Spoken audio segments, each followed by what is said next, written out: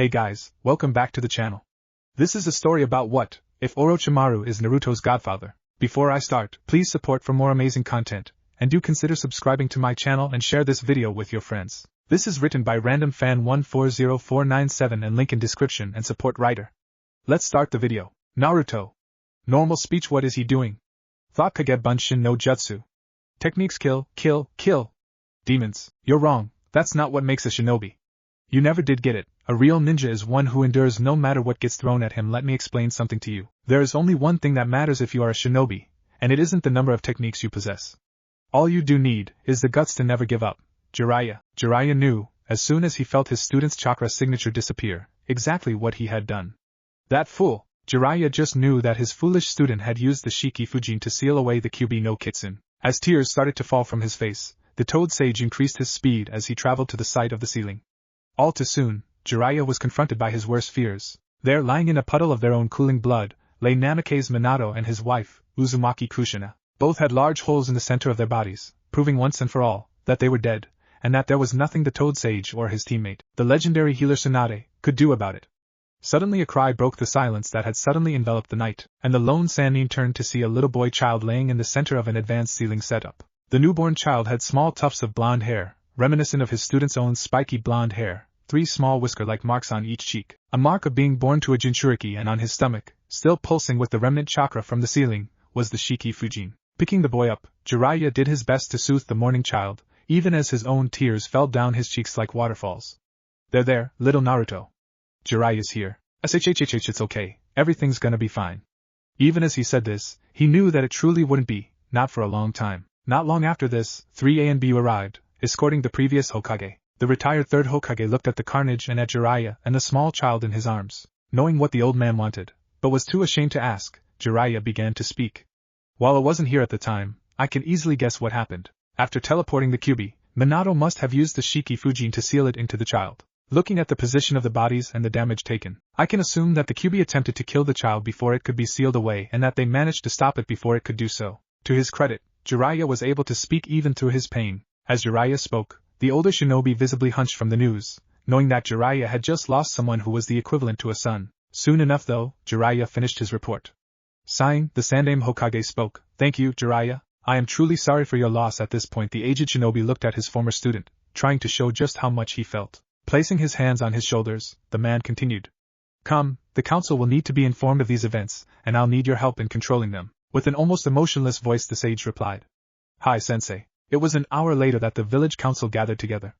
The council was formed by the Sandaime Hokage to help run the village after the Third Great Ninja War. The council consists of the heads of each clan, Shimura Danzo, Mitokata Hamura and Yudatane Koharu, along with representatives of the merchant, banking and farmers guilds. At first there was much talk, as each member discussed the Kyuubi's attack on their home. However, the moment the Sandaime entered the secret chamber, all was quiet. Fellow council members, we gather here tonight to discuss the disaster that befell us not 2 hours ago. The attack of the Kyuubi was unexpected to say the least. However, I am proud at the speed at which our shinobi acted to protect our precious village, and their sacrifice will not go unnoticed. Sadly, amongst those casualties was Namikaze Minato, our Yondaime Hokage, who sacrificed his life in sealing the greatest of bijus. At this the council instantly focused onto Jiraiya, or to be more accurate, the tiny, wriggling bundle in his hands. One of the members spoke up. That child contains the demon?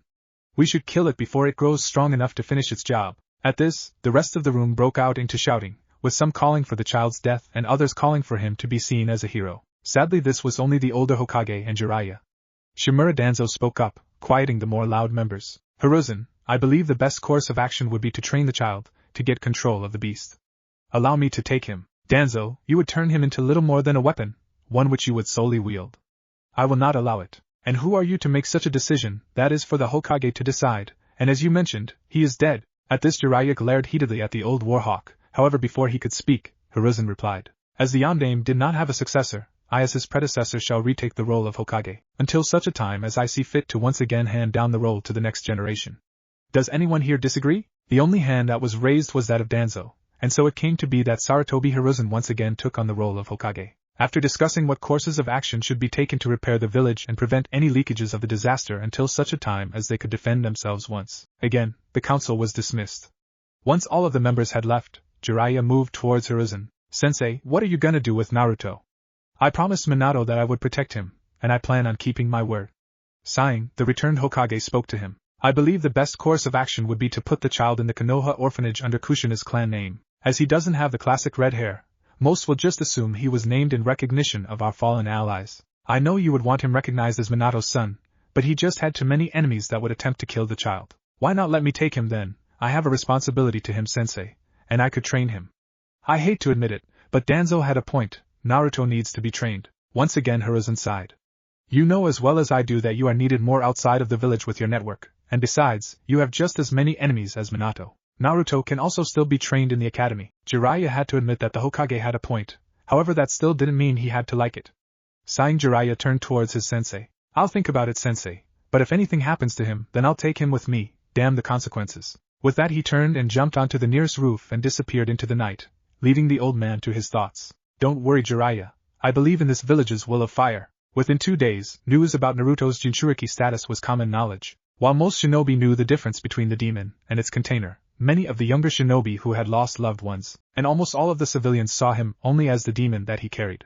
Many came every day to the Hokage Tower to demand the child's death. Soon, Hiruzen realized he had made a mistake in allowing all to know of young Naruto's status, and declared from that point on, Naruto's status as a Jinchuriki became an S-rank secret, punishable by death. At first, no one believed the kind Hokage capable of executing his own people for a demon brat, but after the first few public executions, they soon learned that it was no idle threat. Soon, it was no longer mentioned in public, and with this, the Sarutobi patriarch believed they would all put it behind them. 3 months later, young Naruto was entered into the Konoha orphanage. At first, the Hokage would check up on the child every day, but as his responsibilities to the village increased, his visits decreased, until he could only manage this once a month. It did not take the matrons of the orphanage long to realize that the old Hokage would come at the same time, on the first day of every month to see the demon. At first, they left the child alone, avoiding him at all costs. The only thing that kept them feeding him was the fact that the Hokage would notice. They kept the child locked in a room for most of the month, only letting him out on the day of the Hokage's visit. This went on for about 7 months before one of the nurses assigned to feed him accidentally dropped him, leaving a large bruise on his face. At first, all of the nurses panicked, thinking of excuses to tell the Hokage, but it was the one that dropped the child noticed that the bruise had suddenly disappeared. Mikasa-san, look! The bruise on its face, it's gone. What? Screamed the nurse known as Mikasa. Setsuna, bring him here. Let me see. And sure enough, where once was a bruise the size of a fist, was nothing but unmarred skin. This frightened the nurses at first, but soon they realized they could use this to their advantage. They could harm the demon and get away with it, and so began 4 long months of experimentation, in which each of the nurses would try more and more ways at harming the boy. At first it was just dropping him, then that turned into smacking the child if he made a noise, and then one of the more psychopathic nurses decided to cut the child with a piece of glass. It was only a small cut on his arm, but when they saw that the wound had healed within 5 minutes, everything escalated. Soon all sorts of accidents occurred. As the accidents became more and more dangerous, most of the nurses became afraid and guilt-ridden. They came to realize that what they were doing was wrong and soon stopped. But 3 of the nurses, emboldened by their success, continued to harm the child, until one fateful day. Unohana Mikasa, Mori Setsuna and Ishiyama Koara were incredibly pleased with themselves. They were once again punishing the demon for attacking their home. As each woman took turns cutting the toddler with all sorts of sharp objects, they spoke for my brother. For my husband. For Konoha. It was as the lost woman had just spoken, slicing a deep gash into the child's chest, that the door burst down, and an incredibly powerful killing intent froze the 3 women. Standing in the now open archway where once a door to the basement stood, was the shinobi no kami and the Sandaime Hokage, Sarutobi Hiruzen. He spoke so softly, they barely heard. You monsters! How could you do such things to a defenseless baby? At this, Mikasa spoke up. Hokage-sama, we were just teaching the demon what happens when you mess with Konoha. The woman was stopped, not because she chose to, but because the killing intent that the older man had just released had made her. The old Hokage looked at the 3 cowering women in front of him, and had to force his anger down, lest he kill these 3 on the spot. He turned around and spoke to the 2 shadows that had appeared behind him, causing the 3 to pale at the implications. Anko, Ibiki, take them out of my sight, and find out what you can. I don't care what needs to be done, just do it. With that, the old man snatched up the no longer bleeding but still covered in blood child, and left. The 2 TI co-workers grinned manically at each other, then turned to face the 3. They were a bit put out however when they saw that the 3 had fainted. Shrugging, they left the orphanage with the 3 victim criminals hung over their shoulders. The Hokage sat in his office, face in his hands. Minato's legacy lay in a small cot that once belonged to his son, Asuma. The old man did not know what to do. He had believed that Konoha's will of fire would win out in the end, but he had been wrong, and young Naruto was the one to pay for his mistake. Looking up at a portrait of his successor, Hiruzen wondered if Minato would ever forgive him. He knew he would never be able to forgive himself. Suddenly one of the windows opened and a blurred dove inside. Already knowing who it was, the once retired Hokage sighed. Jiraiya, there is a door for a reason. When Jiraiya didn't respond, the Hokage flinched. I'm sore don't. Jiraiya glared at his old sensei. You told me he would be safe here, but you were wrong. Jiraiya no sensei. You know the deal. I swore I would protect him, and already I have failed. He is coming with me, and that is final. Once again, the old man sighed. I understand, Jiraiya. I already have the papers here, allowing you to take full custody over Naruto. As he said this, he slid a folder to Jiraiya. I just ask one favor, please Jiraiya, raise him here, in Konoha. At this, the Toad Sage's eyes widened in shock. And why would I do that? Why would I raise the child of my student in a place that only hates him? At this the old Hokage looked down, feeling older than ever before. Standing up, he looked straight into his students' eyes. Because whether they like it or not, this is as much his home as theirs. Please Jiraiya, I know I have failed you, Minato and Naruto, but please let me redeem myself. As soon as he said this, the esteemed Hokage, the highest ranking power in the village, fell to the floor in the Dajiza position. Jiraiya was shocked beyond words. Here was the Hokage, his sensei, bowing and begging him. It was just so wrong. Sensei please. Stand up. When Hiruzen didn't move, Jiraiya moved to forcibly lift the old man, but each time he did so, the Hokage fell back to his knees. Eventually Jiraiya relented. Fine. Fine. I'll stay. Just please stop. At this, the old Hokage stood back up and faced Jiraiya with tears in his eyes. Thank you Jiraiya. I promise you, I will do all that is in my power to help protect Naruto. Thank you. With that, Jiraiya left the Hokage tower, a small bundle in his arms. Once Jiraiya had gotten 100 meters from the tower however, he realized some very important things. Oh shit! How the hell do you even raise a child? Followed by, and where the hell am I gonna stay? Fortunately, some of those problems were easily solved. After spending the night in a hotel, Jiraiya awoke the next day to find an envelope on his bedside table. In it was a pair of keys and a map showing the directions to a house just outside of the village center. Following the map, Jiraiya couldn't help but feel as if he'd come here before. It was only as the house came into view that he realized why he felt this was. As he crossed the gate and moved towards the entrance, he couldn't help but notice the sign. The sign that said, NCH1. I don't care what color the parents are. I don't care if it's a giraffe and a fish living together. If they're raising children who believe they're honored and loved, that's all that's important. Patricia Polacco, previously on A True Godfather. Following the map, Jiraiya couldn't help but feel as if he'd come here before. It was only as the house came into view that he realized why he felt this was. As he crossed the gate and moved towards the entrance, he couldn't help but notice the sign.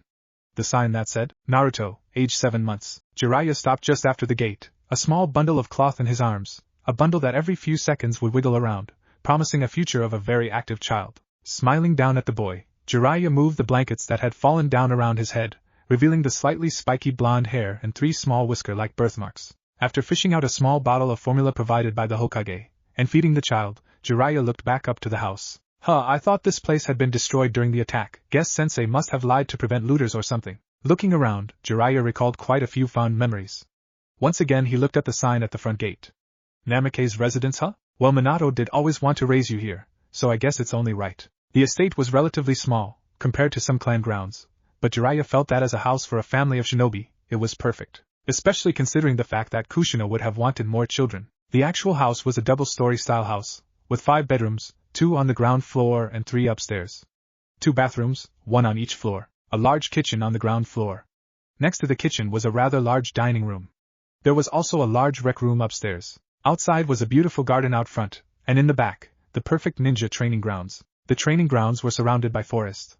There was a small but deep pond in the center, obstacle courses and a storage shed for exercising equipment. Jiraiya also knew that Minato had installed a hidden underground passage that led to the family's secret library, where all of his jutsu was kept, along with where he practiced more dangerous sealing techniques. Jiraiya heard a noise and looked down to see that Naruto had finished his milk. Realizing he'd gotten distracted by reminiscing, Jiraiya once more strode towards the entrance. Opening the door, Jiraiya got ready to defend himself, just in case Minato had set up any traps against intruders. Nothing happened, however, and he would have continued further into the house had not a scroll lying next to the door caught his attention. Now, usually finding a scroll lying around the house of someone who had been in a rush to save his village might not have been suspicious, but Jiraiya knew that Minato would never leave it lying around. Kushina hated mess, and Minato soon learned that an angry Kushina is 10 times worse than the Kyuubi. Slowly, Jiraiya placed Naruto down on the couch. Thankfully the little guy had fallen asleep, and moved over to the scroll. Performing a quick security skin jutsu on the scroll, found that the scroll consisted of two components: a letter and a storage seal. Opening the scroll but not activating the seal, Jiraiya pulled out the letter. It was from the Hokage and on it was written, "Dear Jiraiya, once again I must thank you for choosing to stay here, in Konoha.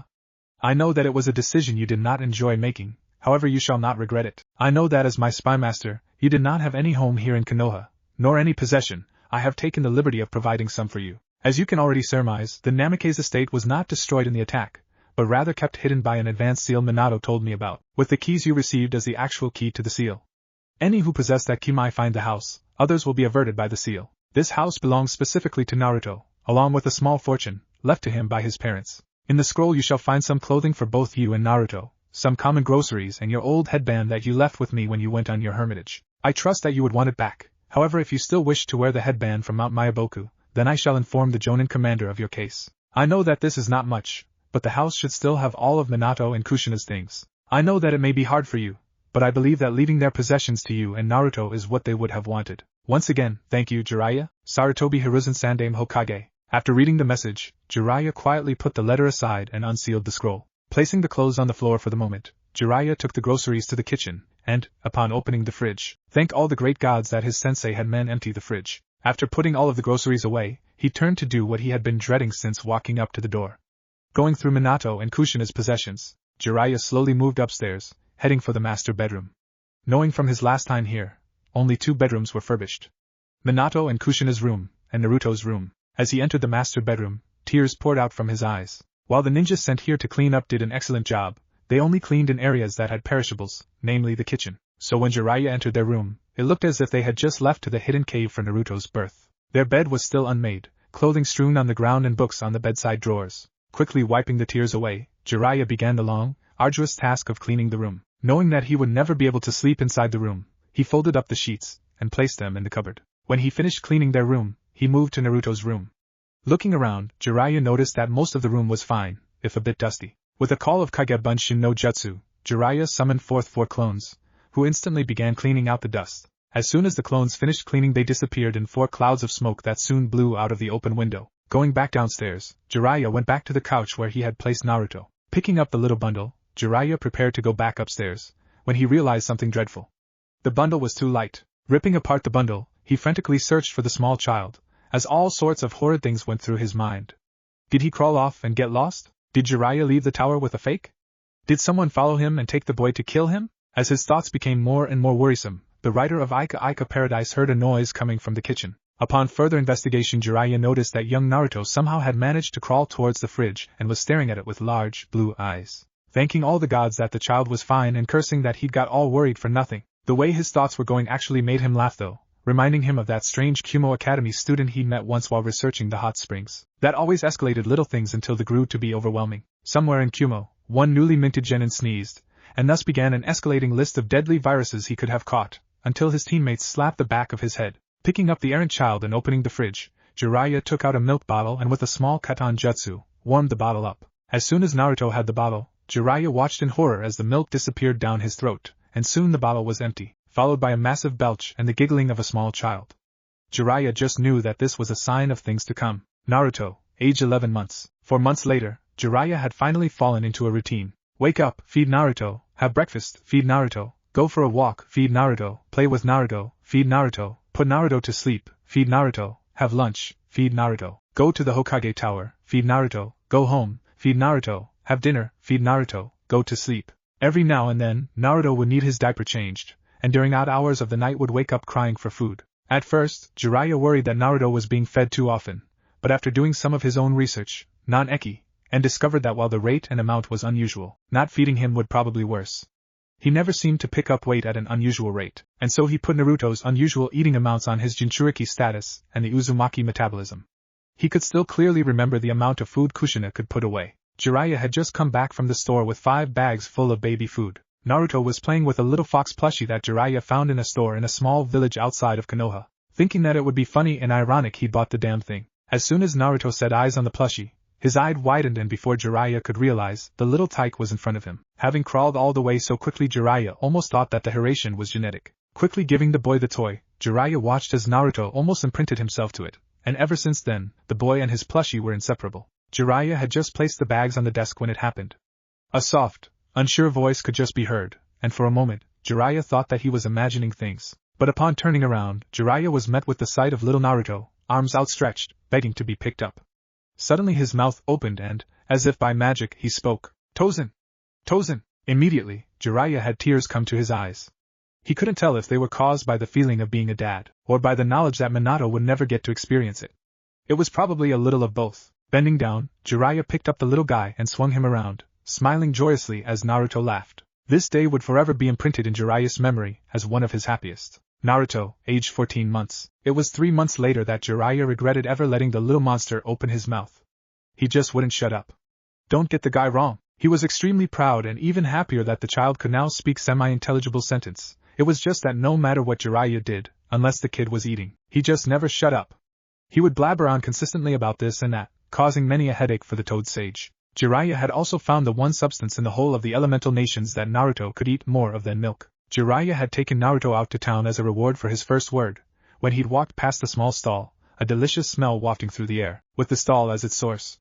As he entered the stall known as Ichiraku's ramen, Jiraiya prepared to be thrown out. Even though he was a world-renowned shinobi, some businesses still refused to do business with him, just because of Naruto. It really sickened him how little these civilians actually used their brains. As he moved towards the counter, he prepared himself for the outburst, and so was shocked when the old man behind the counter beamed at him and asked for his order. So shocked in fact that he just stood there with his mouth open. The owner of the stall became nervous, thinking he'd somehow offended the shinobi customer, and was about to apologize, when Jiraiya spoke. Sorry, could you repeat that? I'm not sure I quite heard you. Nervously the senior Ichiraku repeated what he said, albeit in a much softer voice. Welcome to Ichiraku's, how may I help you? Jiraiya smiled. Finally a restaurant willing to serve them without death threats needing to be exchanged. Turning towards the man, Jiraiya ordered a large miso ramen for himself, then paused. You don't by any chance have anything suitable for toddlers? Smiling broadly the civilian replied. Why yes. Here at Ichiraku's, we strive to meet every customer's needs. I am. 1 large miso and 1 gaki special. As soon as the meals were set before the two and the customary itadakimasu was said, the two dug in. Jiraiya had to admit, as far as ramen went, it was pretty good. However, one look at Naruto would make it seem like an understatement. The child was shoveling it down so fast, any passerby would think that the child hadn't eaten in days. Looking up, Jiraiya noticed the owner's face and couldn't help laughing. However, Jiraiya soon changed his tune, as the owner's face had morphed from one of shock to an evil grin. To top the look of, he was even rubbing his hands together greedily. Ever since that day, Jiraiya did his best to avoid the ramen stand. That one time almost broke him, and at the end of the day, it was a very happy Naruto and a very depressed Jiraiya, holding on to his wallet, that entered the house. Naruto, age 2. Jiraiya was, once again, looking for Naruto. Ever since Naruto had figured out how to run, Jiraiya had to keep his eyes on him at all times, or the little devil would disappear, having had his attention caught by A. something shiny, B. something orange, or C. something edible. Usually it wouldn't bother Jiraiya so much, as he could easily find him at home. However, today Jiraiya had decided to take Naruto to the park, so that he could make some friends his own age, and had been distracted by a rather tempting woman. Before he knew it, Naruto was gone. Jiraiya wasn't one of Konoha's best spies for nothing however, and soon found the gaki over by the children's playground. Not wanting to interfere but rather observe, Jiraiya hid in a couple of bushes nearby, using all of his experience gained from peeping. Naruto was going around, asking people to play with him, but every time he got close, the nearby parents chased him away. Not wanting to disappoint his dad, he continued to befriend, or rather try, the other children. Sometimes he would get to join in on their fun for a few minutes before one of the parents noticed, and shoot him again. However, he could only stand rejection for so long before he moved over to one of the nearby park benches, and began moping. Suddenly he heard a noise, and looking up, he saw a group of kids, 1 girl and 3 boys, near the forest playing together. He also noticed that there weren't any adults nearby and so rushed up to join them. As he got close, he saw that the girl wasn't actually having fun, but was actually rather terrified, and that the 3 boys were all laughing. Once he was within hearing range, he found out why. You're just a freak. A monster. I mean, look at your eyes. They're so creepy. At this the girl's eyes began to tear. However, it was the last remark that broke the dam in her eyes. I bet even your own family is disgusted by you, you monster. As soon as he heard and saw that the girl was crying, Naruto leaped in amongst the 3, and punched the group's leader in the face. Leave her alone. The only monster I see here is you. Now go away. At this the boy looked up at Naruto, tears of pain and rage in his eyes and blood pouring out of his nose, but quickly scampered off, followed by his 2 minions. Once Naruto was sure that 3 bullies were gone, he turned to the no longer crying, bit blushing little girl. Hey, are you alright? The girl just nodded, blushing deeper. At this the boy grew worried. Hey, are you sure, cause you seem to be getting sick? As soon as he said this, he moved in close to test her temperature. The only problem was that he tried to use his forehead. As soon as his head touched hers, the girl fainted with a small eep. Panicking, Naruto tried to wake her up by shaking her. Hey! Wake up! What's wrong? Come on, wake up! Fortunately for Naruto, the girl quickly woke up. Unfortunately, Naruto's head was still hovering above hers when she did, and on reflex, she sat up straight, smacking their heads together. Holding his head and moaning, Naruto looked at the girl, who happened to be doing the same thing. They both tried to apologize at the same time, only ending up interrupting each other. This caused Naruto to break out laughing, and the girl blushing. Eventually, Naruto managed to stop his giggles and introduce himself. Hi! My name is Uzumaki Naruto. What's your name? Yuga Hinata. Grinning, Naruto asked her to play with him, which she gladly did. Half an hour later, when a slightly older boy with long brown hair and the same eyes as Hinata's arrived and informed her that it was time to go home. Saying goodbye to his first friend, Naruto prepared to carry on by himself. It was not 10 minutes later that Naruto noticed that the boy he had punched was returning, but instead of his 2 followers, he was accompanied by an adult that looked furious. Knowing that he was in the right, Naruto stood his ground, expecting the man to scream and shout at him. What he did not expect was for the man to pick up his cane and attempt to hit him. Closing his eyes and flinching away, Naruto did his best to prepare for the pain, however it never came. Opening his eyes, Naruto found that the reason he had not been hit was because Jiraiya had stopped the attack. Looking at Jiraiya's face, Naruto saw rage of which he had never before witnessed. Along with the look of rage came a feeling of hopelessness so great, Naruto knew he was going to die. And then, it all stopped. Jiraiya was at first content to watch Naruto try and make friends, but he soon grew aggravated as each and every adult in the nearby area would undoubtedly chase Naruto away. Jiraiya was just about to go and take Naruto home as he wasn't having any success, and was now sitting all alone on one of the benches, when he spotted the smile on his face. Looking towards the general area that Naruto was looking towards, Jiraiya grinned upon spotting the 4 kids. He was shocked, however, when Naruto picked up speed, and upon reaching the center of the group, spun around and punched the middle kid in the face. He was just about to head over there to reprimand the boy when he noticed that the 4th child, a girl, was crying. Deciding to watch what happened next, Jiraiya witnessed as the 3 other boys left, and Naruto stayed behind. He was rather amused when the girl fainted. Obviously Naruto didn't understand what this meant, and the ensuing headbutt would forever be imprinted in Jiraiya's memory. He was content to watch them play until the branch member arrived to take the young Hyuga heiress home. Jiraiya reminisced about his younger days and the girl he had loved, wishing that he could have done something to win her back. Obviously, thinking of her reminded him of his best friend, a friend who had betrayed him and the village. Before he could get too into his memories, something woke him up. Looking over towards Naruto, he noticed a man with a walking cane moving towards Naruto.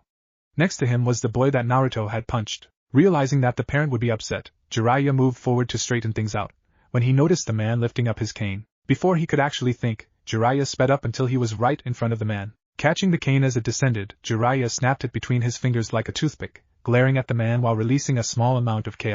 Jiraiya would have continued to do so, if he hadn't noticed the look of terror on Naruto's face. At first he thought it was because the man nearly hit him, but when his Ki increased due to anger, he noticed Naruto's fear increased as well. Realizing what was wrong and nearly hitting himself for exposing a child to that, even if it was only a little bit, Jiraiya stopped. Giving the man one more glare, Jiraiya used the Shunshin no Jutsu to take Naruto home. Naruto, age 5, Jiraiya knew this day would come. By giving up his privileges to travel, he once again had to take missions. Even if he didn't need the pay, the village did, and so today the Hokage had given him a mission. Even though it was only expected to last a week, Jiraiya still fretted. Naruto was 5 years old, he couldn't be expected to look after himself. That is why Jiraiya had to get a babysitter to look after him. However, he couldn't hire a genin team as Naruto would be too much for them to handle, so he opted for something better. It's been a while since I've seen the kid, but he should be able to handle it. Now if he could just get he dring ha, speak of the devil. Jiraiya moved over to the door and unlocked it, and opened it for the man on the other side. You're late, Kakashi. Jiraiya glared at the masked shinobi as he took the outer gate key he had given the man, who just gave him a nice smile. Sorry Jiraiya-sama, I got lost on the road of life. Jiraiya just sighed. Anyway Kakashi, thanks again for doing this. There's food in the fridge, a list of things to do should there be any problems. And whatever you do, don't get him ramen unless you're willing to become broke. I'm sure I won't need that list, how bad could he be? Jiraiya just laughed as he guided Kakashi around the house. Kakashi regretted ever agreeing to Jiraiya's terms, even if he would get a signed copy of his next book. The little gaki was just too full of energy, and would run circles around Kakashi if he was given the chance. It had gotten so bad, Kakashi called upon a favor by one of his subordinates, Uchiha Itachi, an ANBU member of Kakashi's unit, and also one of his few friends in ANBU, was the perfect person to help. Not only could he use his Sharingan to force Naruto to sleep, Kakashi had never gotten the hang of using the Sharingan to do genjutsu, but he also had a younger brother, Sasuke, who he brought with him to the house. It soon became clear that he and Naruto would be great friends, and even greater rivals, as they would constantly bicker over this and that, before doing something to prove themselves right, and if ever the two came to blows, they would soon be back to being the best of friends. Naruto also quickly adopted the two ANBU members, forevermore calling them Kashi Nizan and Tachi Nizan. The week with the ANBU members and Sasuke was one of his most memorable, and when Jiraiya returned, he was sure to enlist the two to help whenever he had long-term missions. Naruto, age 6. Naruto was excited. After months of begging and pleading, Naruto had finally managed to persuade Jiraiya to teach him something, as in 4 months' time, he would be joining the academy. As he went out to the training field, where Jiraiya had asked to meet him, many thoughts went through his head, thoughts like, is he gonna teach me an awesome jutsu? Or maybe he's gonna teach me taijutsu? What he wasn't expecting was Jiraiya sitting at a picnic table, surrounded by books. Books? What was he gonna use those for? Boring people to death. When he made an attempt to get Jiraiya to change his mind, the old Sannin just told him something his sensei once said. If qualities of heaven are what you desire, acquire wisdom and knowledge to take your mind higher. If earthly abilities are what you lack, train your body in the fields and prepare to attack. When both heaven and earth are open together, the path of peril will revert to the righteous path forever. This person is the secret way that guides us on from this place today. Of course the meaning flew over young Naruto's head, and so he just kept on complaining, causing Jiraiya to laugh. What makes a child gifted and talented may not always be good grades in school, but a different way of looking at the world and learning. Chuck Grassley, last time on A True Godfather. As he went out to the training field, where Jiraiya had asked to meet him, many thoughts went through his head, thoughts like, is he gonna teach me an awesome jutsu? Or maybe he's gonna teach me taijutsu? What he wasn't expecting was Jiraiya sitting at a picnic table, surrounded by books.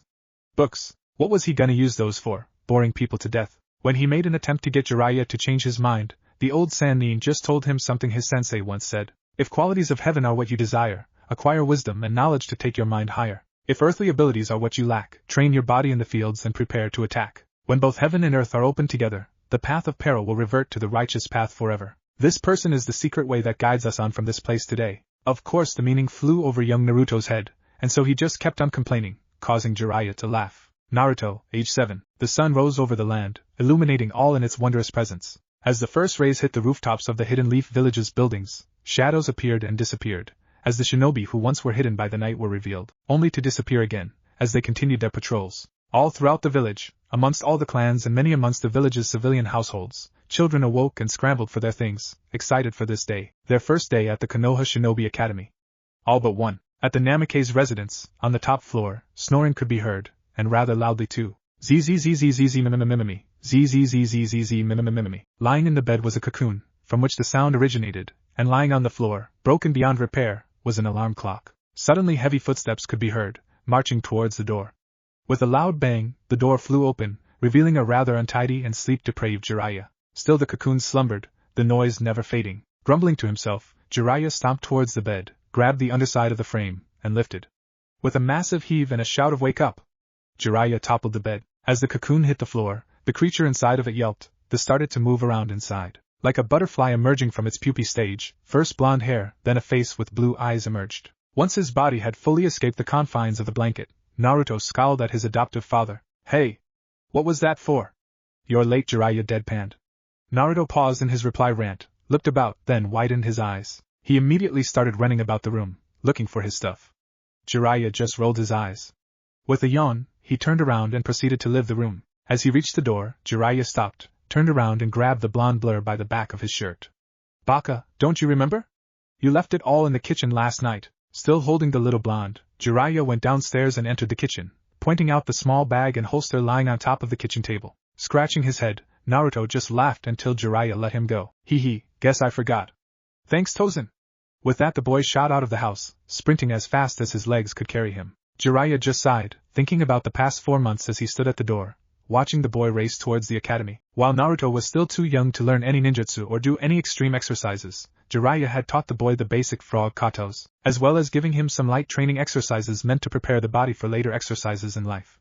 Most of their training, however, consisted of book work. Jiraiya soon found out that Naruto had too much energy to sit still and learn in the conventional manner, and so had devised a way of teaching him those much-needed skills. He would pick a topic, and then work it into a scenario that Naruto had to solve, such as, flashback, Naruto, you are surrounded by enemy Nin, and you have been separated from your squad. The leader of the Nin is an elite shinobi, who says that he has captured your teammates, and is threatening to kill them unless you give them information about the village. What do you do? Naruto stopped his exercises to think. Well, I could do as he says, but that would risk the village, and I don't know if he really has my teammates. Maybe I could sneak back and find out if what he says is true, however that runs the risk of capture, and if he doesn't have my teammates, then I'll be the one he uses as bait. I know.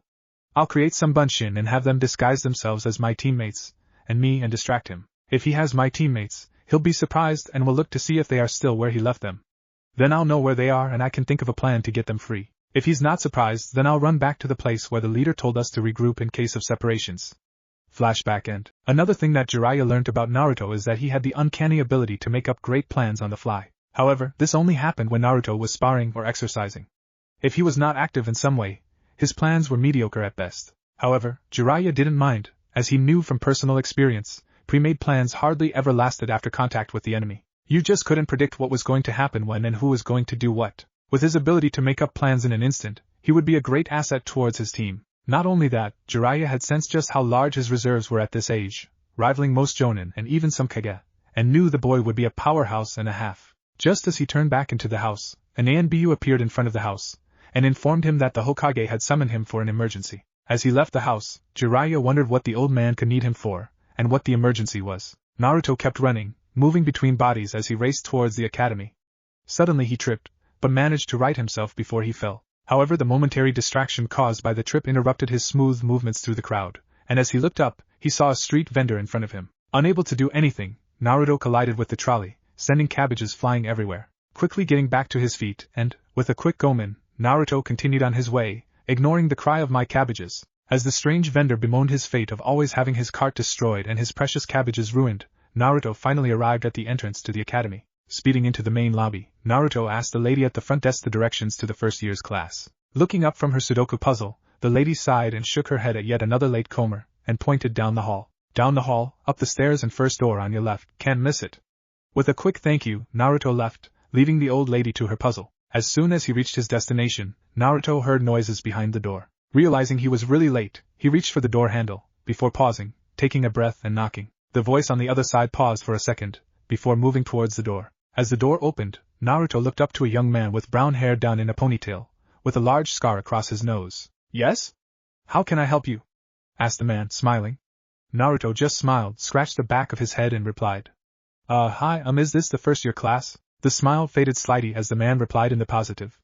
Gomen-sensei, I'm Uzumaki Naruto. How late am I? Very, replied the man, eye twitching and smile seeming more strained. The man moved aside, allowing Naruto his first glimpse into the classroom. It was a tiered structure, with rows of desks at each tier. Behind most of the desks were the different students. At the front of the class were 2 desks, one for the man in front of him, the other for a shinobi with shoulder-length white hair and a friendly look on his face. All in all, there were about 50 students in the class. Looking for someone in particular, Naruto soon spotted his best and only friend, Sasuke. Running towards him, Naruto was about to sit down when the teacher stopped him. "Uzumaki-san, please come up to the front." Turning around, the boy did as he was told.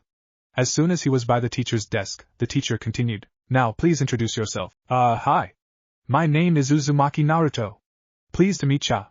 At this, the exuberant boy stuck out his thumb in a pose he had seen an older man and his son use. The teacher just sighed. "Thank you, Uzumaki-san. Now you may take a seat, and in future, don't be late. Hi, sensei." With that, Naruto once more moved towards Sasuke, who was trying hard not to laugh.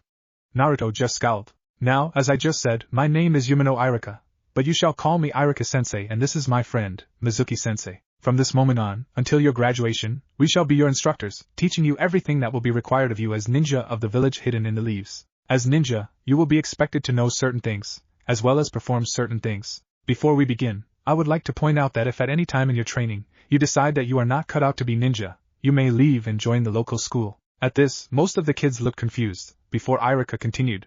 "I say this because being a ninja is not like the games played in the street. There is no do-overs. If you are killed, there is no coming back. As ninja, you will be expected to kill, and be killed, for the sake of the village. Now, if anyone wants to leave, they may." When he said this, the children looked at each other, before slowly, one by one, some left.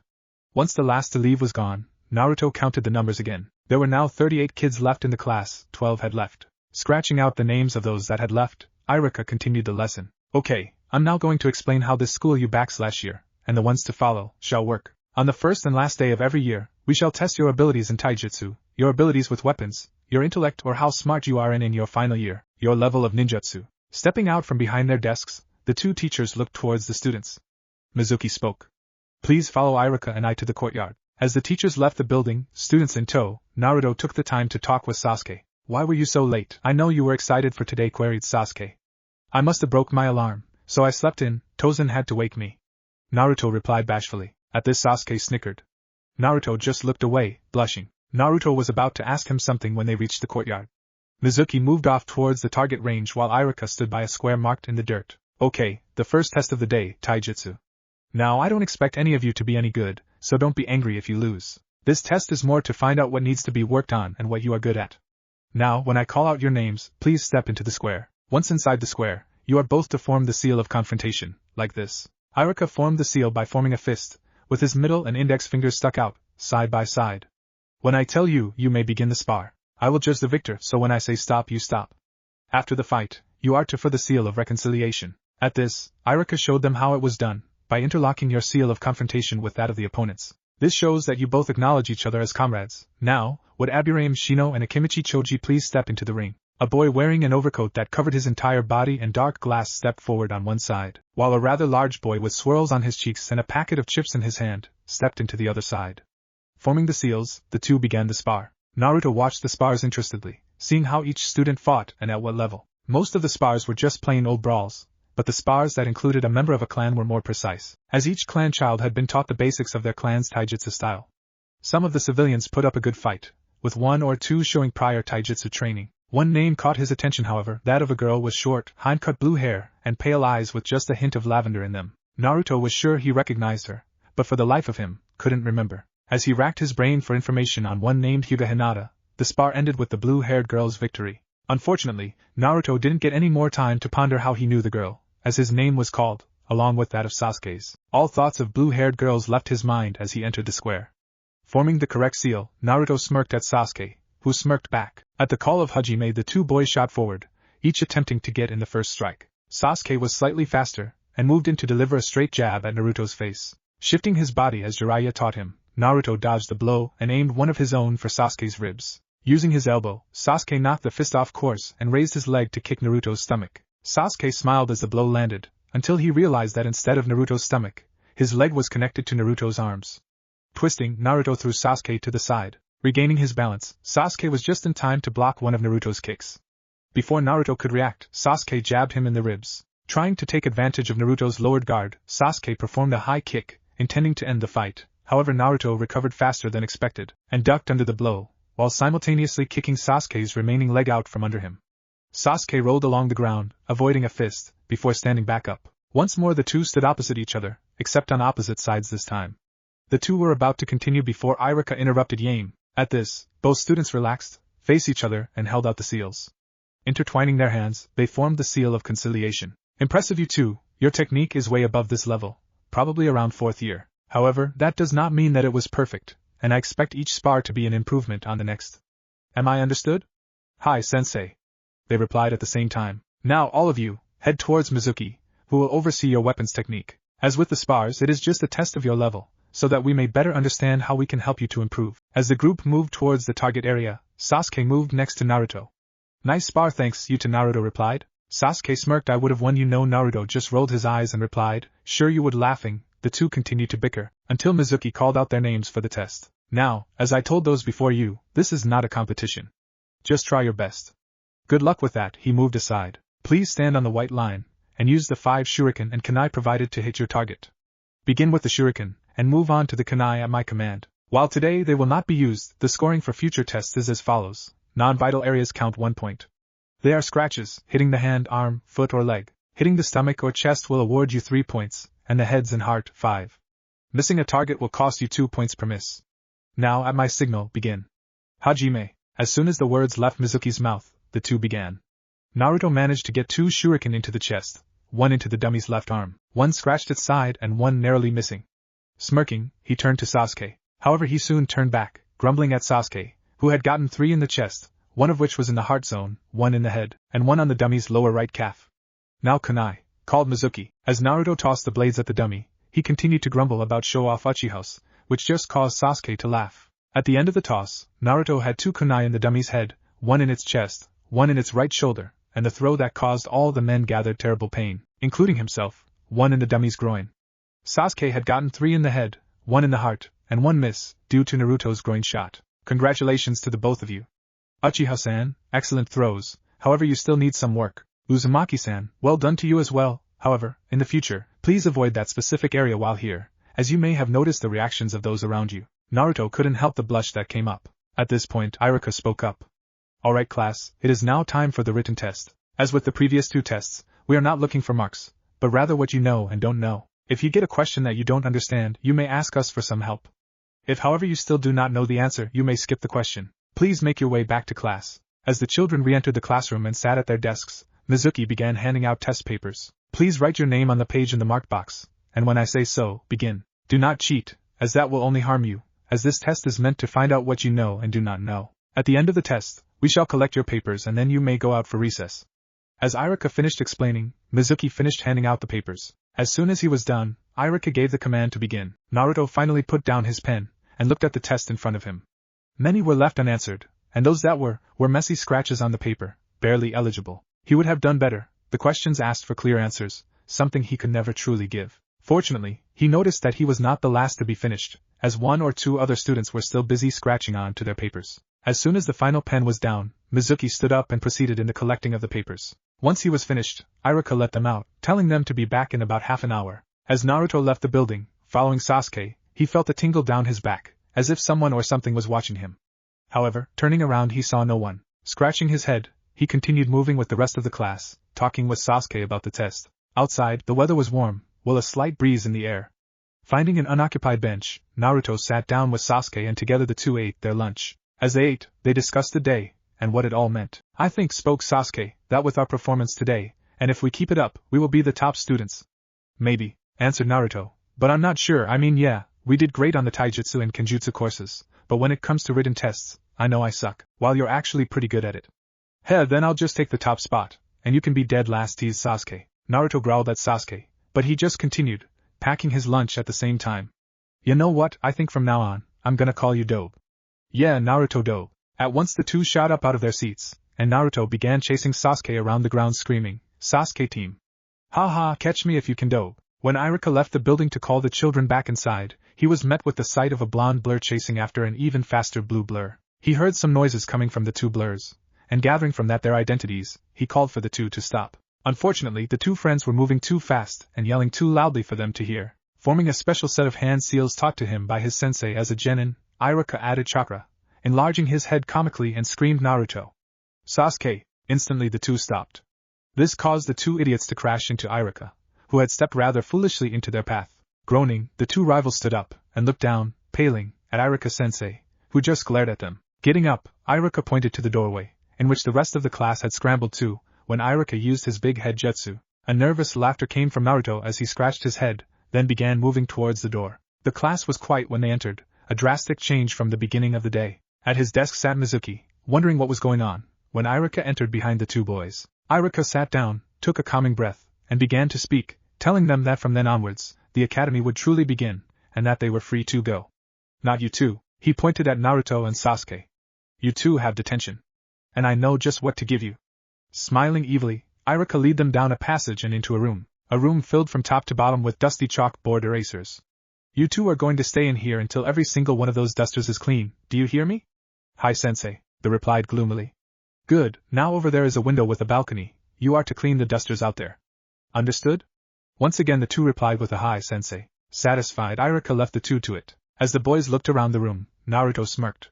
The one who cleans the least dusters has to treat the other to lunch? You're on. The sun had set, and all was quiet in the village of Konoha, when two white specters exited the ninja academy. As the spooks wandered through the streets of Konoha, citizens were tormented by the moaning wail and dreadful coughs of the undead. As the civilians trembled in their beds, the ghostly duo separated, one heading for the Uchiha district, the other for the nearby forested estate belonging to Jiraiya and the demon child. For the next few days, the Hokage would be plagued by terrified civilians, all the while being terrified himself, by the growing stacks of paperwork. The difference between school and life? In school, you're taught a lesson and then given a test. In life, you're given a test that teaches you a lesson.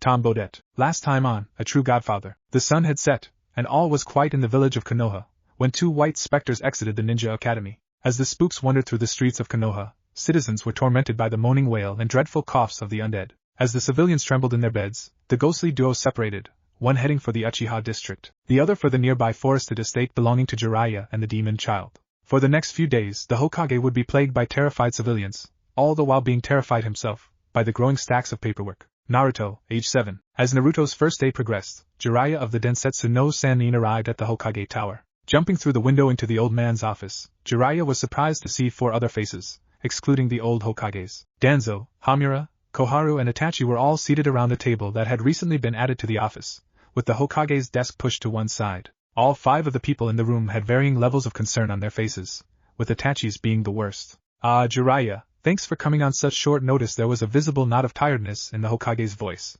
"We have some distressing news.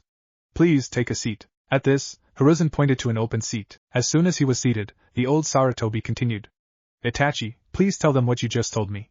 "Hi Hokage. As you all likely know, the Uchiha clan has become concerned with its place in this village. The clan has felt for some time now that it has not received the proper level of respect and status that they deserve. Furthermore, many feel that since Madara, many in this village would see them further reduced in power. With the recent attack of the Kyuubi, and the rumor that it was a man that commanded the Kyuubi, many of those in the village have become further afraid of them, because they believe the man was an Uchiha, as Madara was rumored to have used the Kyuubi in his clash with the Shodai Hokage. Because of all these factors, there are those in the clan that feel a change of leadership is in order." At this, Hamura and Koharu both screamed, "What?" at the same time. Unfazed by the outburst, Itachi continued, "I only discovered this because my father is the leader in this scheme. He thought to use me as a spy in the Hokage's office. However, my loyalties lie with my village first. My best friend, Shisui Uchiha, shares these loyalties, and has agreed to help. Our plan is to use Shisui's Manjikyu Sharingan to influence my father into changing his mind." As Itachi said this, Jiraiya noticed a peculiar gleam in Danzo's eye, before it disappeared, and decided to keep an eye on Shisui. Shisui plans to use it at the next meeting, next week. Hopefully this will solve the issue before it even becomes one. As Itachi sat back down, Danzo stood up. "This is very disturbing news, Itachi-san. But how sure are you that a simple genjutsu will stop a clan-wide coup d'état?" Calmly, Itachi replied, "Because of Shisui's Manjikyu ability, the Kodo Amatsukami. This technique allows him to enter a person's mind and manipulate them by giving them false experiences, making it seem as if they were doing things on their own free will. Because of this, the victim never realizes that he or she is being manipulated." At this, the gleam in Danzo's eye returned with a vengeance. "This technique sounds incredibly dangerous. What is stopping him from using it on us?" Itachi calmly replied. "2 things, Danzo-sama. The first thing I have already mentioned. His love and loyalty to the village. Secondly, this technique can only be used once a decade." At this, the others in the room visibly relaxed. "If this technique can only be used once a decade," continued Danzo, "how can we be certain that by using it on Fukaku, the coup will be ended?" Itachi began to reply, before quieting. We can't, but we have tried to persuade them to stop. This is the only way to prevent the coup without bloodshed." "Sometimes, Itachi-san, the only way is through bloodshed. Not all battles can be won through speech and deception. Sometimes blood must be spilled to protect our loved ones." Jiraiya was shocked by that. Was Danzo implying they murder the Uchiha clan? "What are you implying, Danzo-sama?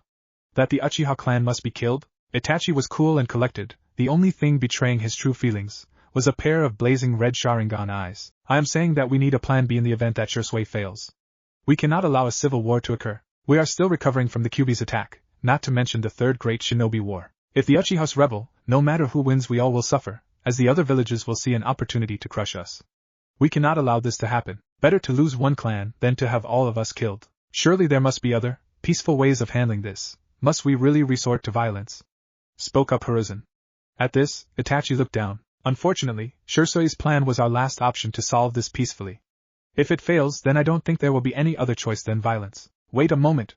For the first time since entering the tower, Jiraiya spoke. "While I hate to say it, Danzo is right. If the Uchihas do rebel, we are all finished no matter the outcome." Itachi was shocked to hear Jiraiya of all people agree with Danzo, and looked away, hurt that someone he considered a friend would say such things, even if he himself knew them to be true. Jiraiya continued, "But we overlooked one small fact. Not all of the Uchihas are guilty. No one can say that the children are a part of the coup." At this, Itachi looked up, realizing something else. "Yes. The only people who actually know about the coup are the Uchiha Council of Elders. They were planning on telling the rest of the clan the plan the night of the coup. So if it does come down to bloodshed, the only deaths would be theirs." Danzo looked a little put out, which was strange as they had figured out a way that the coup could be stopped, without the whole clan being destroyed. Jiraiya, being the master spy of Konoha, noticed this. "Then it is settled, the old warhawk spoke. If Shirsui's plan fails, then those in charge of the coup will be executed. But who will do the executing? I have some names in mind that I will do it, interrupted Itachi. To the shock of all in the room, if Shirsui's plan fails, I will personally see to it that the deed is done. Are you sure, Itachi? You must realize the consequences of your actions. You will be marked as a rogue nin. We cannot let the others know that the Uchihas were planning a coup. If they do, they will forever hate them. Hiruzen asked concernedly. If it means that the village will continue to live in peace, I would do anything. Itachi did not hesitate to answer, causing the professor to sigh. Very well then, I declare today's discussion an S-rank secret. No one is to know any of this. Dismissed. Sarutobi sat down tiredly, wondering where he went so wrong. First Orochimaru, and now this. Opening his desk drawer, he pulled out an expensive-looking sake bottle and a small saucer and poured himself a drink. Looking next to him, he groaned at the paperwork that he was sure wasn't there before the meeting. Jiraiya returned home at the same time as a certain blonde-haired ghost. Upon seeing the child, Jiraiya burst out laughing, causing the spectre no end of embarrassment. And Naruto, is that you? Bwahaha. What happened to you? Naruto glared at Jiraiya before answering. Me and Sasuke got detention. We had to clean all of the dirty chalkboard erasers. Jiraiya laughed even harder at this. Eventually he calmed down. Alright, go get cleaned up, dinner will be ready in an hour's time. Turning serious, he pointedly looked at Naruto. And after dinner, we are gonna have a talk. Naruto gulped, but did as his father told him to. After a quick shower, the boy came down to a simple dinner that was still enjoyable. Once the plates were cleaned, and the cutlery put away, Naruto and Jiraiya headed towards the lounge, where they proceeded to sit, facing one another. Alright Naruto, there are two things we are gonna discuss tonight. First, let's start off with how you got a detention on the first day. And so Naruto explained the day's events, the tests, and his and Sasuke's little spat. At the end, Jiraiya was once again laughing. Well, I see someone has had an exciting day. And it looks like you and Sasuke were punished enough, so you don't have to worry about that. Now, on to the second thing I wanted to talk to you about. Now that you have begun your shinobi career, I believe it is time to up your training. As soon as those words left Jiraiya's mouth, Naruto's eyes shone like stars with his excitement. Don't get too excited just yet, brat. You may come to regret it. As he said this, an evil gleam shone brightly in his eyes, foretelling a pain and suffering unimaginable. This did, however, went unnoticed by the resident Jinchuriki, who was too excited to actually pay attention anymore. The next day, Naruto was awoken early by Jiraiya, who began his new routine. Every morning, Naruto would wake up, run around the estate 7 times as a warm-up. Next, he would do a set regime of physical exercises that Jiraiya would guide him in. Once that was finished, he would sit by the small pond, and begin the most basic chakra control exercise, balancing a leaf on his forehead. This was the only exercise that Naruto truly struggled with, as he would lose his concentration often, or he would overpower the technique, thus causing the leaf to become shredded. After the leaf exercise, he would be taken through some more katas with Jiraiya, and after learning a new move, would have a light spar with he in which he had to effectively make use of the move. When all of this was completed, he would get cleaned, dressed and have breakfast before heading to school. After school, he would repeat all of this besides the katas. Instead, this time was spent on his mental studies, going through plans with Jiraiya. Whenever Naruto started to find the work easier, Jiraiya would up it. When Naruto mastered the leaf technique, Jiraiya moved on to the more advanced tree climbing technique. This training regime would continue until Naruto passed the academy, increasing in difficulty with Naruto's skill. 1 week later, in a quiet part of the village, near the Uchiha district, stood 2 men facing each other. The first man was the one-eyed Shimura Danzo. The other was a man with short, unkempt, dark-colored hair, black eyes and a relatively broad nose. Uchiha Shisui, or as most know him, Shunshin no Shisui, was rather surprised when Danzo appeared before him. Why is he here? The meeting doesn't begin for another hour. As Danzo moved closer, Shisui noticed other shadows, flickering in the dark. What is the meaning of this, Danzo-sama? I am the only one meant to be present here tonight. Danzo stopped, and then spoke. Unfortunately your plan will not work, Shisui-san. What reason do you have to say that? Because at this Danzo began to charge. I will not let it. The shock caused by Danzo's sudden betrayal allowed him to get in close. However, Shisui wasn't an elite ninja for nothing. Quickly subdued the older man with a powerful genjutsu. Knowing that particular genjutsu would take at least an hour to wear off, he prepared to face Danzo's allies. However, he was shocked when he noticed a movement in the corner of his eye. Turning around, he was witness to Danzo reaching out with his hand, moving to take Shisui's eye. Knowing that there was no time to react properly, he didn't try to avoid the attack. Instead, he made sure to shun Shin away before Danzo could get his other eye. Appearing a few paces away, Shisui was expecting a great pain in his eye, along with blindness and the feeling of blood running down his face. So he was thoroughly shocked when he felt none of this, and could still see out of both eyes. Looking towards the spot he had just stood at, he saw Jiraiya the Toad Sage holding on to Danzo's hand. He had managed to slow down Danzo enough that he was able to shun Shin away unharmed. Danzo was angry. His plan had been foolproof. He would provoke the Uchiha into attempting the coup, and then send in his route to kill them all, collecting all of their eyes at the same time. Then he would use the following outbreak of shock and anger to take over the village and lead it as it was meant to be, but then that damn Uchiha had to rat the rest out. However, he did give Danzo another great idea. With Shursui's Manjikyu, he would be unstoppable, and damn it, he was so close too. But now this bumbling idiot who had been a thorn in his side even since he had tried to gain control of the Jinchuriki brat had ruined another great plan. Oh, he would pay. Performing a specific signal, he summoned his root agents. Or he tried to, that is. I wouldn't count on your little underlings, Danzo-sama. Right now they're all dead. Jiraiya was angry. He knew that Danzo was a little obsessed with power, but this was going too far. Surrender now and perhaps your punishment can be softened. Danzo just screamed in rage, rushing the renowned toad Sannin. Jiraiya blocked the attack, and pinned Danzo down. Clearly the man had lost it. Gone was the renowned shinobi no Yami, all that remained was a man driven by his power-hungry ways. Motioning Shursui over, Jiraiya asked for a sleeping genjutsu to be placed on him. They heard a noise and, looking up, were witness to the departing members of the council. The meeting was over. I am sorry, Hokage Dano. I have failed. Jiraiya and Shursui had made it back to the Hokage Tower where they quickly informed the aging Hokage of the events of that night. This was to be the final meeting. Soon the coup will take place. It is now too late. Shursui bowed his head as tears fell. Itachi, who had been called in soon after the arrival of the others, was also hiding a few tears. Then we have no choice. Itachi, please prepare yourself. Tonight what we feared has come to pass. Are there any final things that you want done? Hi Hokage, please protect my brother, that is all I ask. It will be done. Thank you. With that, Itachi and Shursui prepared to leave. Wait one moment. Jiraiya spoke. I just thought of something. It was a cold, calm and peaceful night in the village. The only sound was that of the Inuzuka dogs barking, and even that was muted. The only sight was that of the ANBU and military police, doing their patrols. The Uchiha district was also quiet, as the patrols took place. The only hint of life was a light coming from inside one of the main house's windows. The reason being? Uchiha Fukaku was holding an emergency meeting. What is the matter, Fugaku-sama? I thought that last night's meeting was to be the final one. You said it yourself. Too many will draw suspicion unto us. Silence. It has come to my attention that we have a traitor in our midst. At this the room broke into a hushed debate, before the man who spoke up first again spoke. Who is it, and how have you come about this information? Curious, the others in the room faced their leader. My son, Itachi has informed me. However, he did not tell me who the suspect was. Instead he will reveal it tonight, once we are all here. Then who is missing, my lord? Just a Jime. As he said this, the man entered, apologizing for being late. Good, we are all here, Itachi. Now please explain.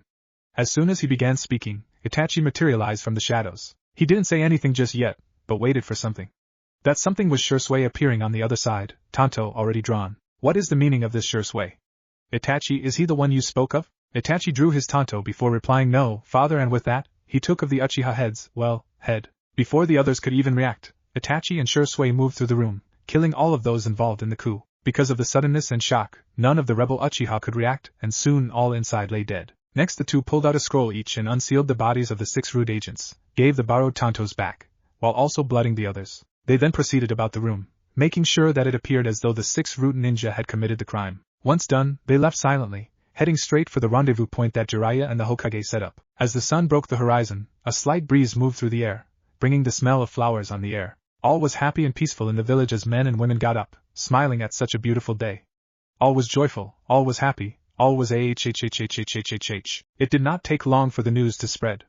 The Uchiha clan's leaders had all been assassinated last night. The only clue as to the person who ordered the hit were 6 blank-masked ANBU. Obviously, when it was revealed that the 6 were ANBU, the Uchiha clan was up in arms, demanding the Hokage's head. However, the outcry was soon turned around when Jiraiya arrived, and proclaimed for all to hear that it was not Sarutobi Hiruzen who had commanded those men, but Shimura Danzo. The traitor had secretly created his own version of ANB that he called Root, and had ordered the attack for some unknown reason. Jiraiya explained that he had become suspicious of Danzo when he noticed some odd occurrences. Using his spying techniques honed over years of practice, Jiraiya had discovered the plot, but had been too late in stopping it. He did however manage to corner Danzo as he was escaping the district. The man was awaiting trial, and would be punished accordingly. This explanation satisfied those involved, and the families left to mourn the loss of their loved ones. In the crowd, standing together, were Shursui, Itachi and his mother, Mikoto, who was holding a sobbing Sasuke. In a secret room in the Hokage Tower, Jiraiya, Shursui, Hiruzen and his older teammates held trail over Shimura Danzo. All the evidence pointed at Danzo, and he was found guilty of treason and sentenced to death. It was to be carried out publicly in several days' time. 3 days later, the village square was cleared and a barricade set up. A raised platform was built so that all could witness the act. As the NBU brought Danzo towards the platform, those in the crowd, many of whom were Uchiha, hurled curses, insults and even some rocks at the man. Finally he reached the platform, where he was met by the Hokage. Sarutobi spoke up once Danzo was forced to his knees in front of him. Today you bear witness to the execution of the traitor, Shimura Danzo. He has been found guilty of the murder of the leaders of our esteemed Uchiha clan, the attempted murder of Uchiha Shursui and Jiraiya. Danzo, what have you to say for yourself? Danzo glared at Hiruzen, but kept his mouth shut. After a moment's silence, the Hokage continued. Then let us continue. Motioning to the nearby Anbu, he was handed a large, ornate odachi, meant for executions. Taking the blade in both hands, Sarutobi prepared to take the life of his once best friend. With a calm intake of breath, he brought the blade down, severing Danzo's head from his body. As the crowd cheered, Sarutobi Hiruzen cleaned the blade with rice paper, and then gave it back to the Anbu member. The body was taken away to be buried in an unmarked grave. Sarutobi sighed as he stepped down of the platform. It had been a long week. 2 weeks later class was on hold so that the Uchihas could recover. It took a while, but eventually the talk of the Uchiha murder as it became known, died down. Life returned to the way it was before. Or at least it did for most people. For those who had lost family in the attack, life would never be the same again. Uchiha Sasuke was one of those people. In one night he had lost his father, who he had seen moments before, and the only reason he was still alive was because he had been invited over by Naruto for a sleepover. Fortunately, his mother, Mikoto, had been out on a mission and so knew nothing of the coup. Heading to class, the boy kept his head bowed, an aura of depression surrounding him. He just lay his head down when he sat down, ignoring all those around him. He especially ignored all of the girls who spoke of him, gushing about how brave and cool he was, and how they would mend his broken heart. Even when his best friend sat down next to him, he ignored everything. That was a mistake. One thing you learn early on with Uzumaki Naruto is, ignore him at your own peril. Naruto started out by just talking to Sasuke. Hey Sasuke, how are you? Sasuke? Sasuke. Nothing. Next plan. Sasuke. Poke. Poke, answer me. Poke. This continued for a while, but still nothing. If you don't answer me, then I'm going to do that thing you made me promise never to do again. At this Sasuke just glared at him, as if saying you wouldn't dare. Alright, you asked for it. Sasuke paled but refused to speak, not believing Naruto would actually do it. Another big mistake. With that, Naruto began his attack, going for Sasuke's weakest point. His ribs. It wasn't long before the Uchiha heirs were weakened and he began to laugh. Bwahahaha. Okay. Okay. I give. Just stop. Ha ha ha, Naruto smirked. Sasuke's most embarrassing weakness? He couldn't handle being tickled. The rest of the class watched the two friends' antics. Soon after Sasuke's laughter died down, Iruka-sensei entered the classroom. Alright kids, settle down. Welcome back after the short break. Today's lesson will be on. Naruto caught up to Sasuke on his way out, as Iruka-sensei had wanted to talk to him privately. Hey, he asked. Hey, Sasuke's response was still not as energetic as it used to be, but it was improving. You wanna come to Ichiraku's with me? I'll pay? Sasuke's first thought was to decline, but he knew that if Naruto was willing to actually pay for his ramen, instead of mooching off of others, then he had best go. Sure, why not? And so the two changed directions, heading towards the ramen stand. On the way, they continued to talk about this and that, never broaching the Uchiha murder. Slowly, Sasuke began to regain his former self, but it would take many months before he was back to normal. When they entered the ramen stand, they noticed that it was empty, except for one other person. A girl from their class with short, dark blue hair sat at one of the stools. She was the same girl that Naruto had recognized, but couldn't actually remember. As they took their seats, Naruto began to try and discreetly look at the girl. The keyword being try, if the girl's blushing was anything to go by. Elbowing him in the ribs, Sasuke told him to stop staring. Naruto tried to explain to him that he recognized her, but he just wouldn't listen. In fact, he turned to the girl and introduced himself and Naruto. When she told them her name, something in the blonde's head clicked, and a rush of memories came to him. Memories of playing in a park with a little, blue-haired girls with white eyes. His eyes widened as a name came to his lips, and before he could do anything, he spoke. Hina-chan? When those words left his lips, the girl's own eyes widened, and she blushed. Sasuke, realizing that this girl was the heir of the Hyuga clan, was just about to hit Naruto on the back of the head, when she spoke again. And Naru-chan? Why you remember me? Instead of replying, he just leapt forward and hugged the girl, the first person to ever be his friend. This of course caused her to blush and then pass out, which in turn caused Naruto to laugh in remembrance. They spoke of many things after Hinata regained consciousness, what they had been up to since that fateful meeting a few years back. While all of this was happening, Sasuke just sat there, bewildered. It took a while, but eventually he got the story out of them. As the three began to talk, Naruto loudly, Sasuke softer but just as strong, and Hinata soft, stuttering and shy, they never noticed the little toad sitting just out of sight. By the time the three left the stall, they had vowed to play together tomorrow, and from then on, the three students would be as thick as thieves. Education is the most powerful weapon which you can use to change the world. Nelson Mandela, last time on, A True Godfather. And Naruto-chan? Why you remember me? Instead of replying, he just leapt forward and hugged the girl, the first person to ever be his friend. This of course caused her to blush and then pass out, which in turn caused Naruto to laugh in remembrance. While all of this was happening, Sasuke just sat there, bewildered. It took a while, but eventually he got the story out of them. As the three began to talk, Naruto loudly, Sasuke softer but just as strong, and Hinata soft, stuttering and shy, they never noticed the little toad sitting just out of sight. By the time the three left the stall, they had vowed to play together tomorrow, and from then on, the three students would be as thick as thieves. Year 1. After the excitement of the first several weeks, the following days felt slow in comparison. Soon Naruto got caught up in a routine, though it didn't help that the school days were split up into 5 days, and hardly differed. Day 1 was conditioning, where the teachers would take them through the first year obstacle course, followed by the leaf exercise. The obstacle course was a small set of swings, bridges, ropes and harmless hidden traps, designed to slow down and irritate instead of harm. They would also have lectures on basic chakra theory and healthy living. Day 2 consisted of basic taijutsu forms and basic sparring. Afterwards they would have a lecture on history. Day 3, more conditioning, and a lecture on the shinobi rules. On Day 4, they had bukijutsu practice, where they began to seriously learn how to throw kunai and shuriken. They also learned how to be silent and use stealth and how to set up and detect traps, only the basics however. Day 5, the last in the week, saw them going through the hand signs, and ending the day with a test of the week's work. During the course of each day, the teachers would also go through other studies, such as mathematics, geography, science, business, language, spelling and context, and other such subjects. These courses were put in for those students who never made genin, allowing them a chance in the village. Other than the Uchiha massacre, nothing really interesting happened that first year. Sasuke became the source of affection for many a young girl, his two biggest fans being the Yamanaka heir and her best friend, the pink-haired Haruno Sakura. Every day the two would fight to sit next to Sasuke, only to lose to Naruto and Hinata. Hinata quickly became good friends with Sasuke, easily putting behind her clan's animosity towards Uchihas. When the fangirls became a problem, Hinata opted to sit next to him rather than Naruto, protecting his left side from being violated. She still stuttered and would faint if Naruto got too close or if he accidentally touched her, but she was improving. Naruto quickly learned not to get in between Sakura and Ino's fights. Instead he let them distract each other while he sat down next to his friend. He and Sasuke continued to egg each other on, pushing the other to do better. However, no matter how hard he tried, nor how hard Sasuke pushed him, he still struggled with the written exams. During the year, they met and befriended a number of fellow students. However, 6 of them really outshone the rest. Inuzuka Kiba, the son of the Inuzuka clan head and the second loudest person in the class. His mother, Sum, is the head of the clan, making him and his older the clan heirs. He was also quite skilled, for his age, in taijutsu, but like Naruto struggled in the book learning area. Naruto learned something interesting one day, when Kiba mentioned that he didn't have a father. Apparently his mother scared him off. To this day, no one knew what happened to the man, but rumor has it he is now part of the ANBU, and has vowed never to reveal himself. But hey, kids will think of anything, right? Next on the list, Aburame Shino was a quiet child, always keeping to himself. It didn't help that he had a fascination with insects, although this was due to his clan's special abilities.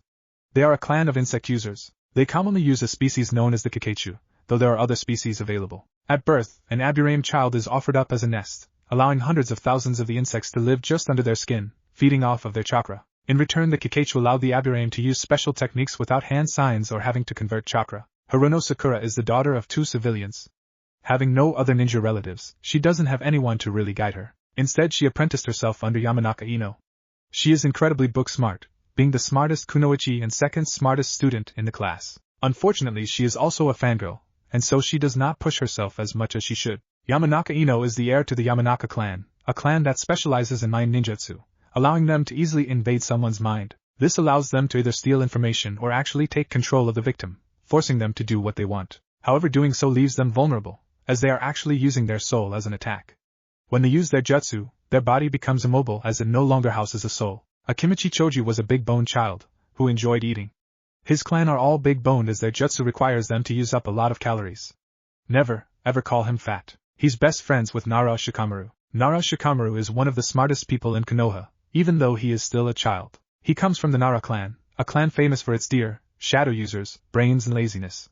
They have also been Konoha's top strategists since its founding. Shikamaru prefers to spend his time in class sleeping, and never pushes himself when out on the field. He also enjoys playing shogi, and has not yet lost a game except to his father. Year 2. In their second year at the academy, Jiraiya increased the difficulty of Naruto's morning routine. 20 laps around the estate, followed by a doubling of the workout system set up by Jiraiya. Once he had mastered the first stage of the leaf exercise, he moved on to the next stage, moving the leaf in a set pattern. At the academy, the work also increased, as they started working on more advanced stuff. The days were still sorted the same, however, there was some differences. Day 1 still highlighted physical strengthening, however the actual course was more advanced than before. Students would begin on a raised platform and have to hope across poles planted in the ground. From there they needed to climb over a wall, hurdle over then roll under a set of horizontal bars. Next they had crawl along the ground in mud, avoiding the wires criss-crossing above their heads. These wires were electrified with a small ration jutsu, just powerful enough to force a small cry from someone, but not enough to seriously hurt them.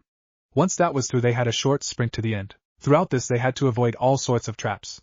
Afterwards they continued to learn about chakra and how to live healthy lives. Day 2 they once again had taijutsu practice, but they learned more advanced forms of the academy taijutsu style. This style was created to allow for all forms, so even if they were learning a clan style, the academy style did not affect it. The lecture was still on history but also included a bit on tactics. Day 3 was another few runs through the second-year obstacle course, followed by more advanced shinobi rules. On day 4, they still had bukijutsu practice, where they continued to throw kunai and shuriken at targets. Their stealth and trap-setting courses went from theory to actual practice, and every day they would have a competition to see who could do the best. Throughout the year, Naruto came top in this course. This was also the only course where he would get full marks for the written side. Day 5 they carried on with learning the hand signs, but they also learned to do it faster. Once again there was a test at the end. It quickly became obvious that Sasuke was going to be the rookie of the year. He was the top student in everything but stealth and trap building, where Naruto outshone him. Hinata had come a long way since that first year. She no longer stuttered and only fainted occasionally when around Naruto. She had also quickly risen to the top, being the best kunoichi in taijutsu and kenjutsu and the second best when it came to written exams. Naruto had come a long way as well.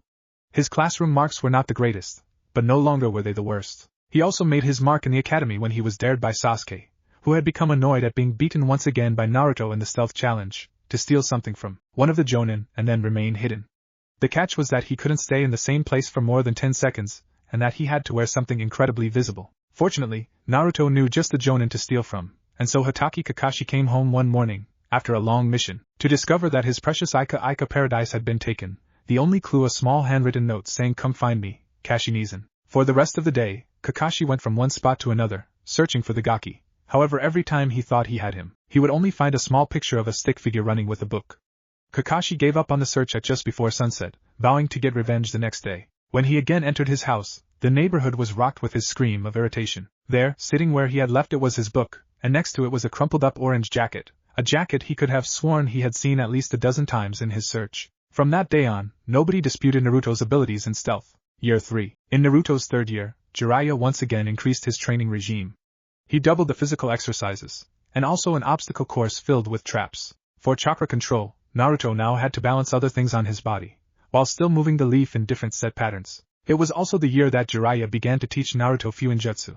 However, he made Naruto swear never to practice without Jiraiya around, nor to use anything he made unless he was given the okay by Jiraiya. At the academy, the days remained the same, except for the more advanced work. Day 1 the obstacle course once again improved.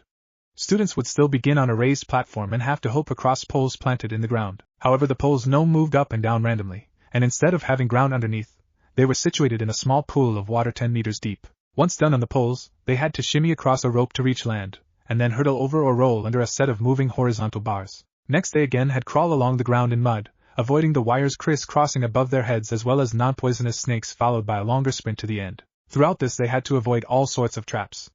Afterwards they continued to learn about chakra and how to live healthy lives. Day 2 they went through even more advanced taijutsu forms, finally completing their academy style. The lecture now consisted less on history, and more on tactics employed by those in history. Day 3 still followed the obstacle course of Day 1, followed by the final set of shinobi rules, as well as psychological training, preparing them for their first kills, etc. Day 4 the bukijutsu practice now included moving targets and throwing multiple weapons at once. The stealth and trap setting was still dominated by Naruto, who quickly made a name for himself amongst the village shinobi. Day 5 saw them finish up on hand signs, and just continuing to improve the speed at which they moved.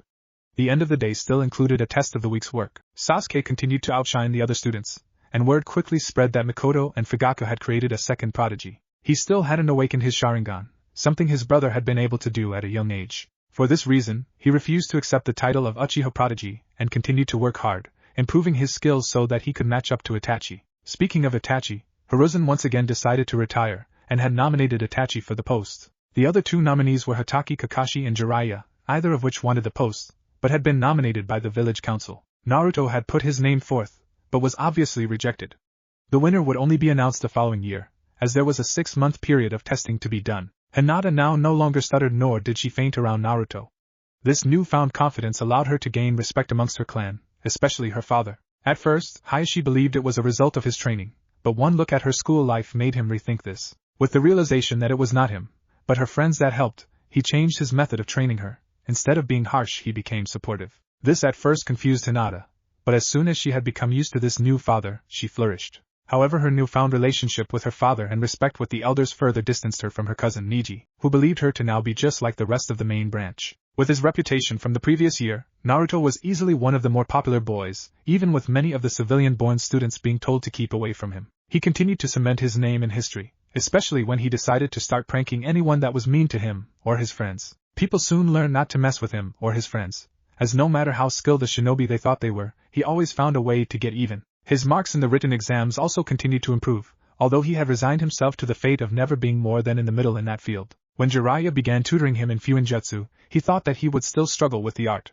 This proved to be so far from the truth. The East was closer to the West in comparison. He took to it like a duck to water, having an innate ability to read the seals, something even Jiraiya struggled with. Not to say he could just see a seal and be able to tell you what it was and what it did, but while Jiraiya had to decode each part of the seal separately to see what it did, Naruto was able to read it like a scroll. But like every language, he needed to learn the words first. Thus Naruto's 3rd year ended. Year 4. The 4th year at the academy proved to be a tough one. Jiraiya increased the difficulty of the workout routine, as well as teaching him how to cling to objects with his chakra. Every day, Naruto would have to run up and down a tree, and once he had mastered that ability, he had to do his physical exercises on the tree. This included pull-ups on a branch where he could only use his palms, followed by sit-ups with only his feet attached to the branch. Jiraiya also started getting Naruto to wear training weights while he was at it, as well as further improving Naruto's Fuinjutsu skills. Naruto could now safely produce his own Kabakufuda, explosive tags, and sealable scrolls. Along with Jiraiya increasing his workload, the academy's subjects also changed, as more advanced stuff was introduced. Day 1 did not change much, with only the obstacle course's traps becoming more dangerous, and the speed of the moving objects changing. The snakes in the mud pit were now of a breed whose poison inflicted a terrible pain upon its victim. The horizontal bars now had a repeating current going through them, forcing the students to be faster or risk a painful jolt. The rope that they needed to shimmy across would now occasionally plunge into the water, and then quickly pull back up. The water was also kept at just below freezing, with a small wave maker preventing the water from freezing over. Afterwards was a lecture on the shinobi lifestyle and coping mechanisms. Day 2 consisted of tournament-style taijutsu matches, where the students could use any style they wished. The top 5 students, in order, were Hinata, Sasuke, Kiba, Naruto, and Choji. Hinata and Sasuke were evenly matched, however, and so would often swap places in the top spot. At the end of the day they had a lecture on advanced tactics. Day 3 was now all about survival theory. From camping to extreme conditions to first aid, they learned it all. They also had a lecture on the different equipment used by everyday shinobi, as well as the pros and cons of the Hyogen and Zoketsugen, the chakra and blood replenishing pills.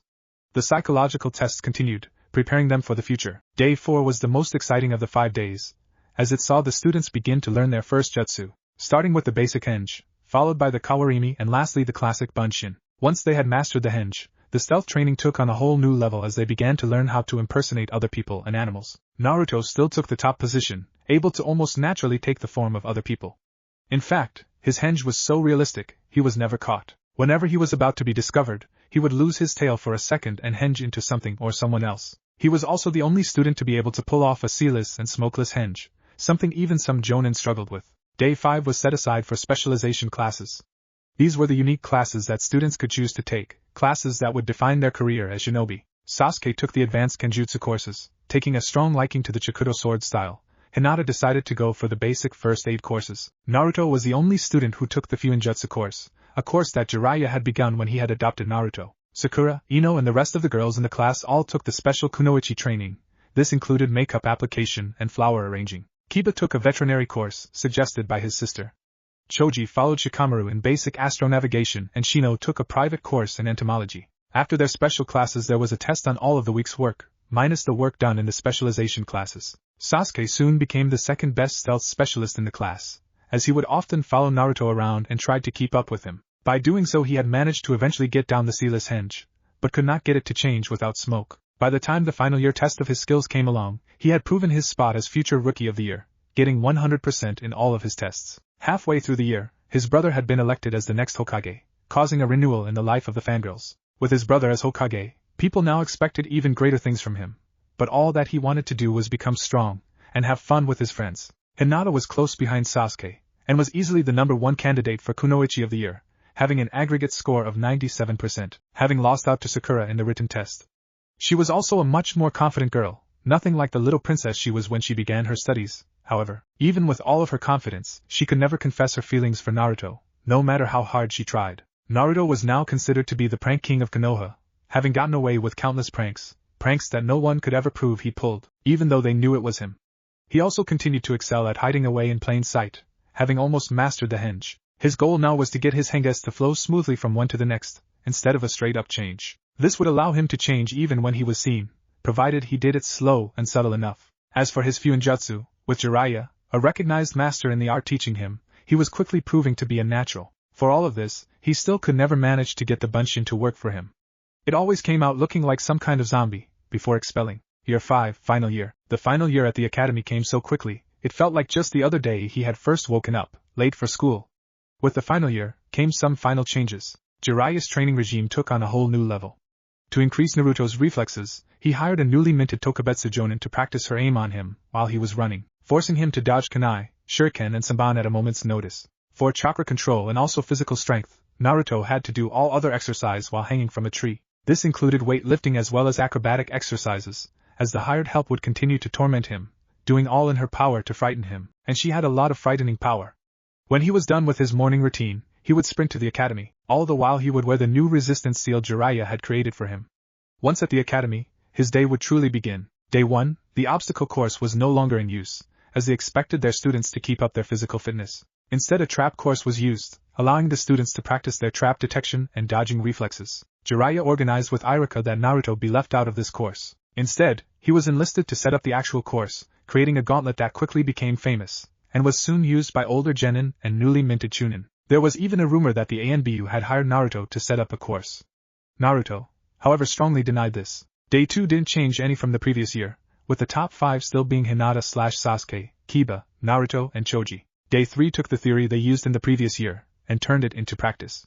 The teachers also taught them the traveling 10 The last thing in the day was the final psychological tests to prepare them for their chosen life. Day 4 the teachers continued to teach the students more about the basic 3, as well as more in-depth subterfuge. They also went through the basics of genjutsu, and how to release it. Day 5 continued with the specialization classes, and the end of the week tests. Sasuke was easily going to be Rookie of the Year, having mastered all that was set out for him to learn. While talk of prodigies and geniuses were now a thing of the past, he still strived to do his best, his only goals in life being to best his brother, a lofty aim by any standards, considering his brother was Hokage.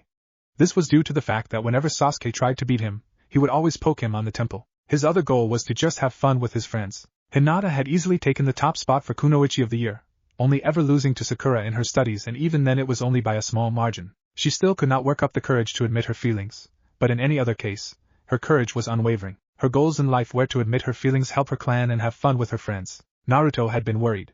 When it came to stealth, taijutsu, tactics etc., he was either the best, or near enough. However, when it came to written tests, he was barely above average, and for the life of him, he still couldn't do the basic Bunshin. Eventually he'd gone to Jiraiya, who had explained first to him, then the Ichiraku, that he simply had too much chakra. To that end, he had been given a high-level Kenjutsu, the Kage Bunshin, as a replacement. He was easily able to use the technique, and with it his hopes of passing increased. Now he just had to get home and sleep. Tomorrow held the academy graduation test, and all his hopes and dreams of being a ninja. He couldn't wait. Now go, and make interesting mistakes, make amazing mistakes, make glorious and fantastic mistakes. Break rules. Leave the world more interesting for your being here. Make good art. Neo Gaiman. Last time on A True Godfather, Naruto had been worried. When it came to stealth, taijutsu, tactics etc., he was either the best, or near enough. However, when it came to written tests, he was barely above average, and for the life of him, he still couldn't do the basic Bunshin. Eventually he'd gone to Jiraiya, who had explained first to him, then the Ichiraku, that he simply had too much chakra. To that end, he had been given a high-level Kenjutsu, the Kage Bunshin as a replacement.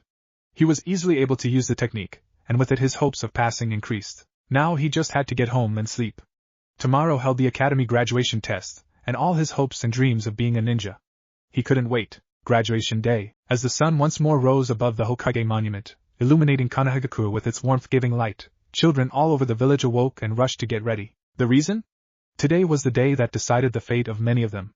Today, at the Konoha Ninja Academy, the graduation test was to be held. In the Aburayan clan, Shino quietly dressed himself, strapping on his kunai holster, followed by his commonly worn cloak. Finally he reverently picked up his newest set of dark glasses, a traditional Aburayan gift to those about to become genin. Most non-clansmen had theories about the significance regarding the dark glasses. Some say it is for hiding the clan's compound eyes, others believed it allowed the naturally stoic members another barrier to hide their emotions. None of this was true, however. The reason was simple. It made them look badass. Akinichi Choji was enjoying a small breakfast of cereal, toast, fruit, pancakes, bacon, eggs, different meats, soups and other assorted dishes. When he had finished he thanked his mother and proceeded to head to the academy, excited for the day. Quickly making sure he had everything, he counted what he had. Snacks, check. Kunai holster, check. Backup snacks, check. Hyarogen and Zoketsugen capsules, check. Emergency snacks, check. Alright, looks like I'm all ready. And with that the big bone child was off, ready to ace the exam. But first he needed to meet his eternally late friend. Haruno Sakura decided to once again skip her meal in favor of her figure. Rushing out the door, she was quick to meet up with her best friend and rival, and together they made a mad dash for the academy. A silent bet between the two that the first there would get to sit next to Sasuke-kun. Hyuga Hayashi looked down on his eldest, a face full of pride as his eldest daughter prepared herself for the day's events. It was extraordinarily different from 5 years ago where he would look down at her in contempt in an attempt to make her stronger, and, if Hayashi was honest with himself, out of anger at the death of his brother. Fortunately, one boy had been all that was needed to change that. By improving Hinata's confidence in herself, Naruto had helped in more ways than he would probably ever realize. He only prayed that his wife would be able to forgive him for his earlier mistakes. As his heir left the compound, accompanied by her Jounin guard, the newest member to the Jounin club, he smiled, happy in the knowledge that his child would now grow strong. Inuzuka Kiba was excited. Not only was today the day of graduation, it was also the day he could show off his newest partner. Akimaru was one of the latest Inuzuka pups and had been given to him 4 months ago, but he was only now being allowed to bring him to the academy. Placing the pup in his favorite place atop his head and covering him a bit with the hood of his jacket, Kiba began his jog to the academy, saying goodbye to his mother on the way out. His sister had already wished him luck but couldn't stay to see him off as she had duties at the Inuzuka veterinary clinic. Naruto was busy watching the clouds drift past when his best friend showed up and together the two left for the academy. Shikamaru turned his head to look back at the spot he had just occupied, a sigh troublesome leaving his mouth. Yamanaka Ino was racing down the street with her best friend in an attempt to decide who would sit next to their dream boyfriend. Ino had long since realized that no matter how fast they were, they still wouldn't sit next to Sasuke-kun. Still she did these kinds of things, if only to motivate herself and her best friend to improve themselves. With a crash, the two entered the academy door at the same time, momentarily getting themselves stuck before falling to the floor in a heap. As the two stood up and began to argue about who won, she inwardly congratulated Sakura. She had improved. Just last week she was always losing their little challenges and now they were tied. Uchiha Sasuke smiled as he waved goodbye to his mother, a small bento in his hand. Outside he was greeted by his elder brother, Itachi. Casually reaching across, Itachi poked Sasuke's forehead, wishing him luck before shining away before he could retaliate. Sasuke grumbled to himself about stupid brothers before making his way towards his and Naruto's meeting spot. Uzumaki Naruto, the #1 prank king, and most unpredictable Konoha citizen, was scared. Why, you ask? The answer is a simple one. There were currently 4 Jounin and about 6 Chunin searching all over for him. The reason? His greatest prank to date. The one that would put him down in the history books for sure. One just needed to look at the city's great monument to find out. He had managed to deface the village's proudest landmark, in broad daylight, wearing such a bright shade of orange as to hurt a blind man's eyes. As 3 of the pursuers ran right past him, Naruto lowered down the camouflage sheet he had found inside Jiraiya's room and laughed until Naruto, jumping about 3 feet in the air, Naruto clung to the overhanging wooden beams of the house. Below him stood Iruka-sensei, and before he could react, Naruto found himself hogtied and slung over the back of the Chunin-sensei. Behind him, he spotted Sasuke, who gave him his signature smirk. Glaring, Naruto grumbled about traitorous best friends as Iruka moved off towards the academy. Alright class, seeing as some of you glares at a hogtied Naruto seem to think you are more than ready for the exam, how about we have a quick refresher? At this the whole class groaned, most glaring at the bound Uzumaki. As I call your name, please step up and show me your Henji no Jutsu, and no, you can't use that Oiroku no Jutsu of yours, Naruto. Now, first up Abadame Ziko. As one by one, the students each came up and performed the jutsu. Most transformed into Ichiraku or Mizuki, others into the Hokage. When it came time for Naruto, however, without any movement or sign of the jutsu, Naruto began to change. Where Naruto once stood, sat a stray dog, begging for food. At first most of the class thought that Naruto had instead pulled off a kawarimi. However, that quickly changed as the dog smirked in a way only a dog can, before jumping on top of Sasuke, knocking him down and then sitting obediently next to Hinata before ending the transformation. Ichiraku just sighed, having forgotten that when it comes to the henge, no one was better than Naruto. Many an after prank chase had ended simply because Naruto would henge into either someone else, an animal, or some other object common in the streets. To this day, no one, not even Jiraiya, was able to tell Naruto's henge apart from that of the real thing. Congratulating everyone, he continued with the revision for the exam, going through the other basic jutsu, as well as giving the students a pop quiz. All too soon the bell rang. Alright everyone, you can head out for a 20-minute recess. When the bell rings again, you will all head inside and complete the written portion of the exam. I will be the proctor for the duration of that exam. From there you will meet Ichiraku-sensei outside where he will hold the physical aspect of the exam. Lastly, we will call you inside one by one to perform the jutsu exam. The marking of the tests will be as follows. The written section will be out of 100 marks. The next test will be divided into 3 categories. First, shuriken and kunai throwing, with each being marked out of 50 for a total of 100. Next will be taijutsu, which will be marked out of 40. Lastly, you'll receive a mark out of 20 for each of the jutsu you perform, for a total of 60 marks. The total marks for the entire exam is 300. To pass you will need to get 60% or 180 marks. Ichiraku smiled before speaking. Take this time to relax, and don't worry. I have confidence in each and every one of you being able to pass and move on to become strong genin of our wonderful village. I know that the will of fire burns strongly in each and every one of you. Remember, no matter what happens, I am proud of all of you. With that said, the 2 chunin released the children and moved on to placing the tests at each of the desks. You really believe what you said, huh? Asked Mizuki. Yes. I have every bit of confidence that they will pass this test, but I'm not sure about the actual one. It does have a 33% fail rate, so Mizuki nodded before speaking again. It'll be interesting to see who passes and who will be in whose team. My money is on another Inoshikacho team. It can't be coincidence that the children of the original are all the same age. Laughing, Ichiraku nodded at his best friend. Just as the last of the scrolls were placed down and their conversation ended, the bell rang, signaling the end of recess, and the beginning of the exams. Once all of the students had returned to their seats, Ichiraku left the class to prepare the next set of tests. Alright everyone, as I just explained, this test will be out of 100. You have an hour to complete the test. When I call time, you will place your pens down. If anyone is still writing when I say this, you will fail this test. Should I catch anyone cheating, you will also fail this test. If you have any questions, now is the time to ask. When no one spoke, he continued, Alright, you may all begin now. And with that, each student unraveled their scrolls and began to read through the test, before beginning to answer. Naruto was sweating. Not from any workout or such thing, but from fear that he would fail the test, all because of some lousy written test. As he opened his scroll and looked at the first question, he began to panic. He didn't know the answer. Nor the next. The answers just wouldn't come to him. The worst part was that he knew that he knew the answers, but he just couldn't recall them. Just as he thought he was about to pass out from fear, something his father once told him came to mind. Naruto, remember this. If ever you are in a situation that seems hopeless, that there is nothing you can do, just breathe. In through the nose, out through the mouth, in through the nose and out through the mouth. Do this and look. You will find a way. I guarantee it. Taking his father's advice, he began to breathe. And as he began the rhythmic breathing exercises, he began to notice things that he missed before. And with those things he began to piece together the puzzle that was his test. By the time Mizuki had called time, Naruto was finished. By the skin of his teeth, but finished. As he left the room, Sasuke and Hinata moved into either side of him, and the trio began to discuss the test. So, how'd you do, Dobe? Better than you, team. Hinata just rolled her eyes as the 2 best friends and rivals once again began to butt heads. With 2 quick jabs she silenced both of them, a skill she was quite adept at.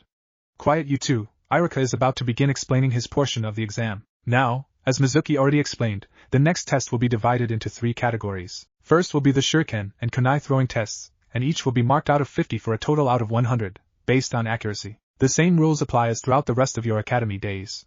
Non-vital areas count as 1 point.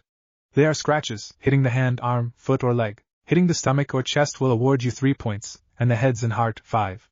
Missing a target will cost you 2 points. You only get 10 shuriken and 10 kunai for this test, so use them wisely.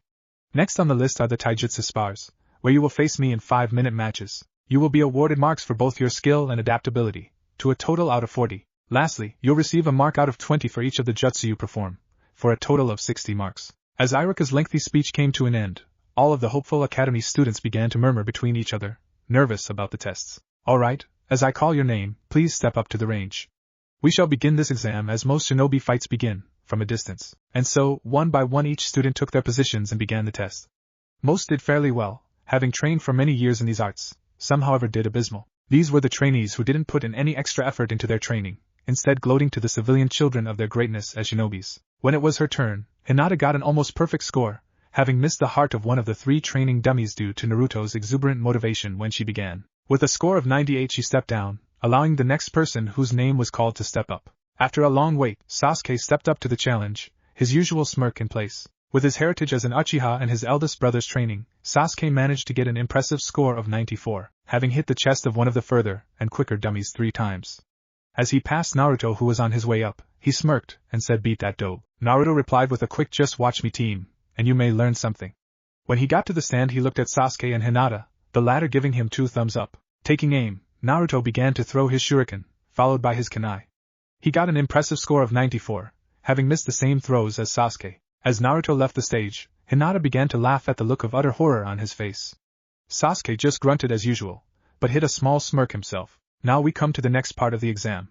After a shinobi has examined his opponent's reflexes and movements, he closes in for the attack. Thus we shall now begin the taijutsu trails. As I call your name, please step into the ring, and we will begin. Remember, the objective is not to defeat me, but to survive for 5 minutes. However, if you think you have what it takes to defeat me, feel free to do so. In a battle of survival you have 3 options. Retreat, stall for backup, or retreating allies and defeating your opponent. All 3 of these tactics are viable in a battle for one's life. For the purpose of this exam, however, only the latter 2, stall or defeat, are optional.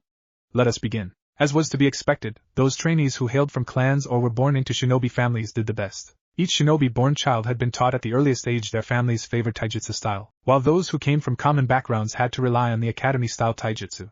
However, this doesn't mean that a person not born into a shinobi family would fail. In fact, there were 1 or 2 civilians who received higher scores than those born into the world of the ninja. Hinata managed to receive the highest score possible, having defeated Ichiraku within the first 3 minutes, thanks to her clan's deadly taijutsu style. With a perfect score of 40, Hinata left the sparring ring, but not before undoing the damage done to the kind Chunin's chakra network. When Sasuke's turn came he managed to be the second person to get the highest score, having defeated Ichiraku using the techniques that his older brother Itachi had taught him. By using these techniques he had managed to tie up Ichiraku with ninja wire just as the clock reached the 4-minute mark, thus ending the match. As all the fangirls gushed over their Sasuke-kun, Sasuke just rolled his eyes and gave Naruto a cocky smile. Seeing the smile, Naruto sent one right back, before entering the ring and facing his favorite sensei.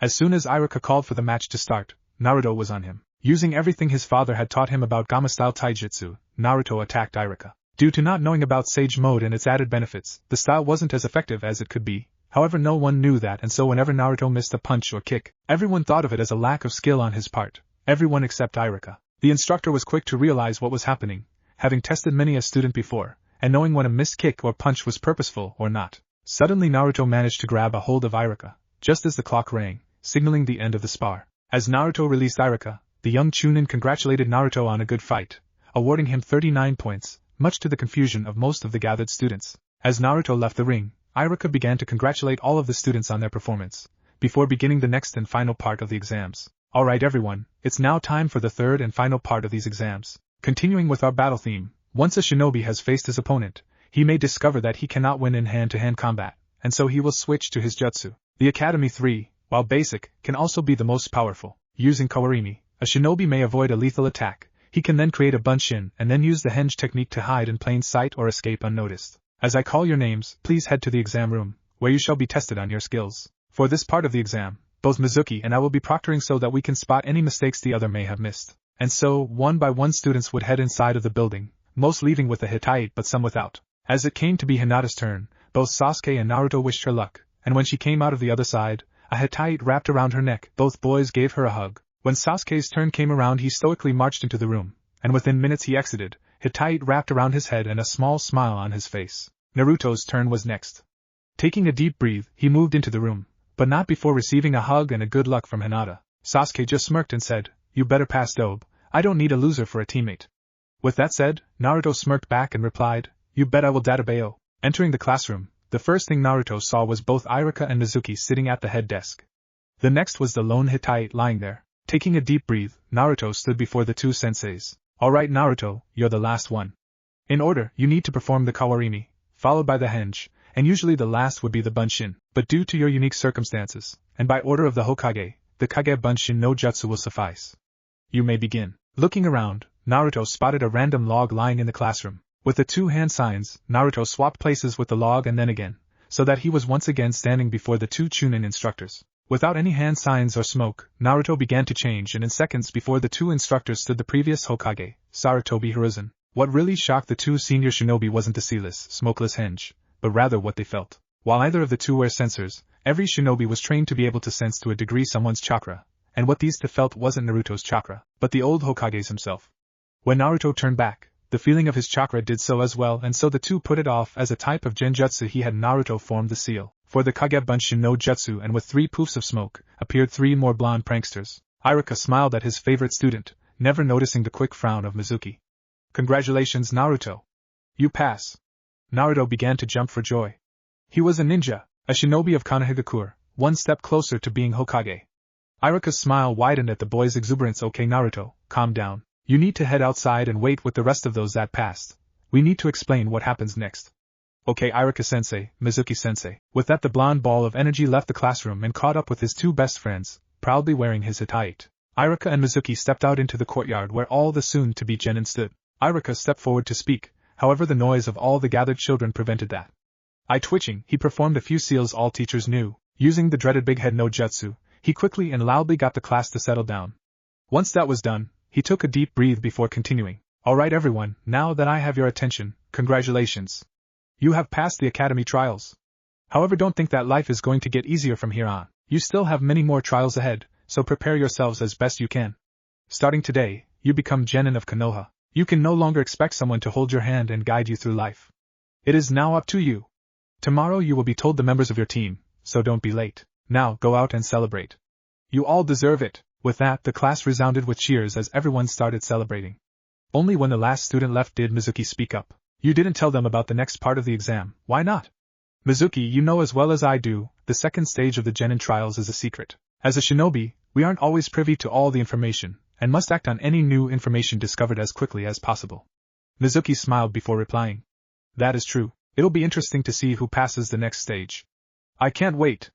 Ichiraku missed the glint in Mizuki's eyes as the two walked away. It was a cold and cloudy evening. The only lights visible in the village was those of the Hokage Tower, and of the patrols moving throughout the village. In the Uchiha district, Uchiha Sasuke returned to his room after a small dinner with his mother. His brother hadn't been able to join them as he was busy sorting out the teams for the new genin, and so the two had eaten together, discussing the day's events. Now he was in his room, preparing for bed when he noticed a letter on his desk. Opening, he read it before smirking. Yo team, let's celebrate passing with a spar. If you think you can take me, meet me by the training forest at 11. Naruto, seeing that there wasn't much time left, he jumped out the window and raced towards the park, never noticing the eyes in the dark, or the evil smile on the person's face. Before the shadow disappeared into smoke, Hinata had just finished her meal with her parents and sister, and was heading upstairs. After the excitement of the day, all she wanted to do was sleep.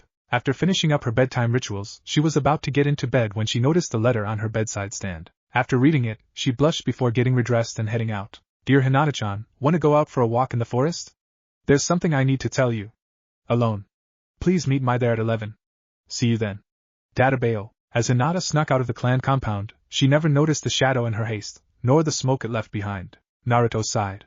After coming home with the good news, his father had decided to celebrate. Unfortunately, Jiraiya's celebrating constituted getting drunk, and so he was currently passed out on the couch. As Naruto made his way to his room, he laughed in joy at how great today had gone, and for the excitement of tomorrow's team setups. However, his laughter died when he got to his room.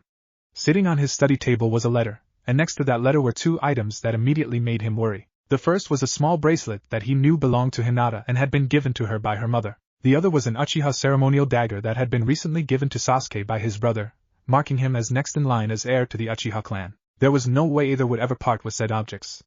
Unrolling the scroll, Naruto paled even further. Naruto-kun, if you ever want to see your friends alive again, meet me by the central clearing in the forest by 11:30 or else.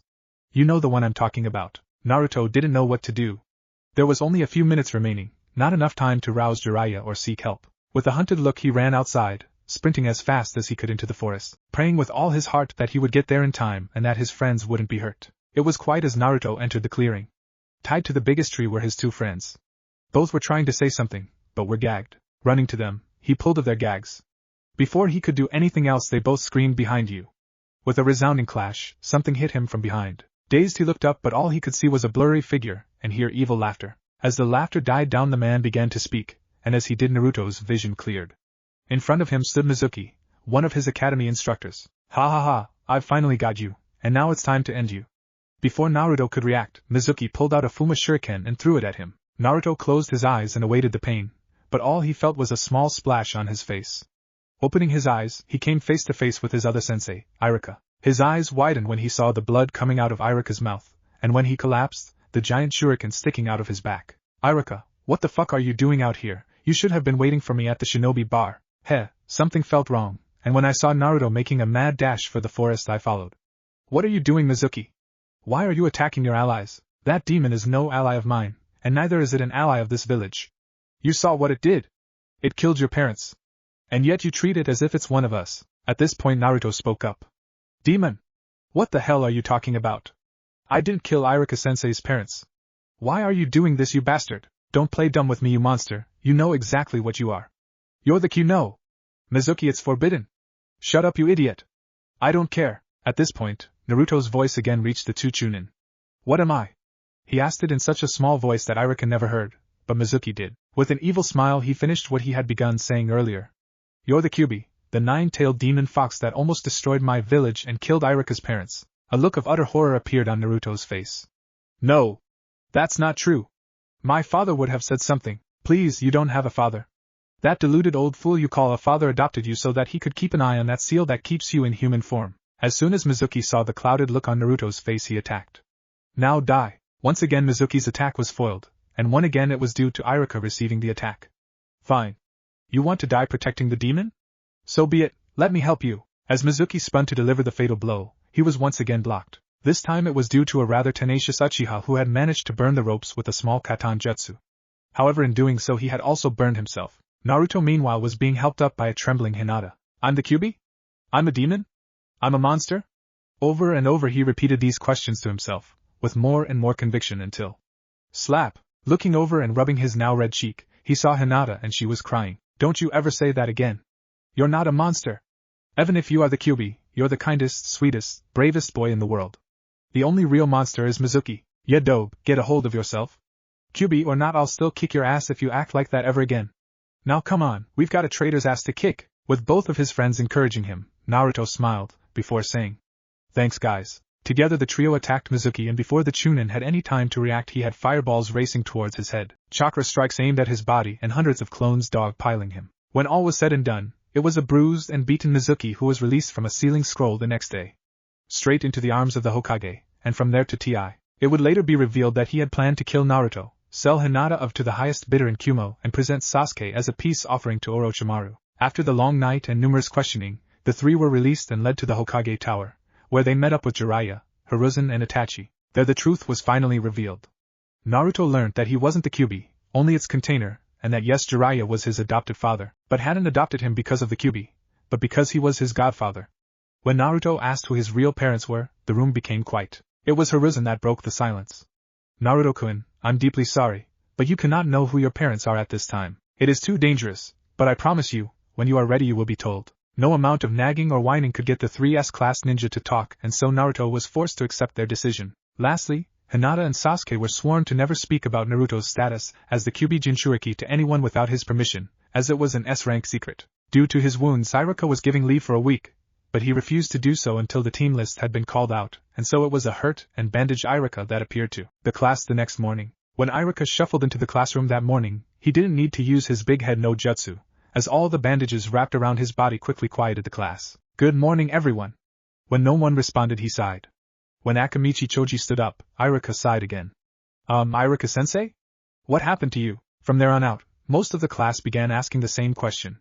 What had happened to Ichiraku? The only students not asking that question were the 3 students that witnessed it. "All I can say is that there was an incident in the village last night, and these are the results." Unfortunately, that is all I can say regarding the incident, so please no more questions. When no one else spoke up, he continued, "Good, now as all of you know, today is the day that your chosen team groups are announced, along with the names of your senseis. First up, Team 1, and so the teams were called out. As more and more students were assigned teams, Naruto became more and more excited. Finally, Team 7 was announced. Team 7, Uchiha Sasuke, Uzumaki Naruto and Hiruno Sakura. Your Jonin sensei is Hatake Kakashi. Naruto was conflicted. On one hand, he was with his best friend, but on the other, he had Hiruno Sakura, an annoying fangirl who never worked to her potential. Looking over at Hinata, he saw that her head was bowed, and that she was slightly shaking. Placing a hand on her back, he was about to tell her it was going to be alright, when a messenger bird arrived. Ichiraku took the message and read it before speaking again. There has been a slight change in the team lists. Team 7 is now Uchiha Sasuke, Uzumaki Naruto and Hyuga Hinata, and Hatake Kakashi is still their Jonin sensei. As soon as Ichiraku finished speaking, both Naruto and Hinata jumped from their seats, shouting out in joy before hugging each other. Sasuke just sighed in relief before covering it up with a smirk. It didn't take long before Hinata realized what she was doing and, blushing a bright cherry red, let go of Naruto and sat down again, concentrating on staying conscious. Naruto just laughed and gave Sasuke a pat on the back. Okay, settle down you three, you're not the only ones on the list, you know. As soon as Naruto sat back down, he continued. Alright, next up, Team 8, Aburame Shino, Inuzuka Kiba and Hiruno Sakura. Your Jonin sensei will be Yuhi Kurenai. Team 9 is still in rotation from last year, so the next team will be Team 10. Akamichi Choji, Nara Shikamaru and Yamanaka Ino. Your Jonin sensei will be Sarutobi Asuma. As the final teams were called, Ichiraku once again congratulated everyone on passing before opening the school door, allowing the gathered sensei to retrieve their students. One by one the Jonin sensei entered and left with their teams, until all that remained was Team 7. 3 hours later, Naruto's eye began to twitch. Sighing, Naruto spoke up. Kashinizan is always like this. He just has to be late, but this is just pushing it. You know what, guys, I think it's time we get a little payback. What do you say? Smirking, Naruto stood up, followed by his new teammates, and together the three began plotting, and then moving around the classroom. It was another hour before Kakashi made his appearance, and by then, all trace of guilt for what was about to occur had left the three preteens. The trap was triggered when Kakashi opened the door. As the eraser fell, Kakashi sidestepped it. Naruto, don't you think I know you by now? Naruto just smirked as Kakashi's foot snagged the hidden tripwire, causing a bucket of ice-cold water to fall down, drenching the Jonin sensei. As he removed the bucket, he triggered the next part of the trap, allowing a bottle of glitter to fall down and cover him in a layer of sparkling specks. Lastly, a packet of catnip was released, covering the XANBU commander with the herb. Kakashi just sighed. Alright, I guess I deserve that. 3 irate genin responded to that with you think. Laughing, Kakashi just told them to meet him upstairs before disappearing. As the three teammates went upstairs, they snickered between themselves. If Kakashi thought he was off the hook so easily, he was dead wrong. At the top they noticed Kakashi standing by one of the rooftop benches. Alright everyone, let's start off with little introduction. Tell me your names, your likes, dislikes, dreams and hobbies. But Kashinizan, you already know all of those things. Well, yes I do, but it's still tradition. Here, let me start. My name is Hatake Kakashi. I like many things, I don't dislike much. My dreams? Don't have any. And my hobbies, well, you'll have to wait until you're older to find out. Your turn, Hinata. As the three teens glared at him, Kakashi just gave them his trademarked eye smile. Finally Hinata spoke up. My name is Hyuga Hinata. I like Naruto-kun and Sasuke-kun. I dislike bullies and the clan elders. My dream is to one day unify my clan. My hobbies are to press flowers and make medicines. Very good, Sasuke, you're next. My name is Uchiha Sasuke. I like hanging out with my friends and training. I dislike traitors and those that mock my clan. My dream is to one day surpass my elder brother. My hobbies include training and growing tomatoes. Interesting, very interesting. Naruto, you're up next. My name is Uzumaki Naruto. I like my friends, ramen and training. I dislike the time it takes for instant ramen to cook, and anyone who judges a person on something that's out of their control. My dream is to one day become the greatest Hokage ever. My hobbies are gardening and eating ramen. Okay, excellent. See, that wasn't so hard? Now I want you to meet up at the bridge tomorrow at 7 o'clock for survival training. With that, Kakashi disappeared, leaving behind his students to discuss the day's events while he went home to wash up. As the three friends parted ways, each heading off to their houses/clan compounds, they never would have guessed the adventures waiting in store for them, nor the hardships that lay ahead. What if Orochimaru is Naruto's godfather? And thanks for watching my video till the end. If you enjoy this content, then do consider subscribing to my channel, and leave a like if you guys need the next part. Comment down, and thanks for watching the video, and see you guys in the next video.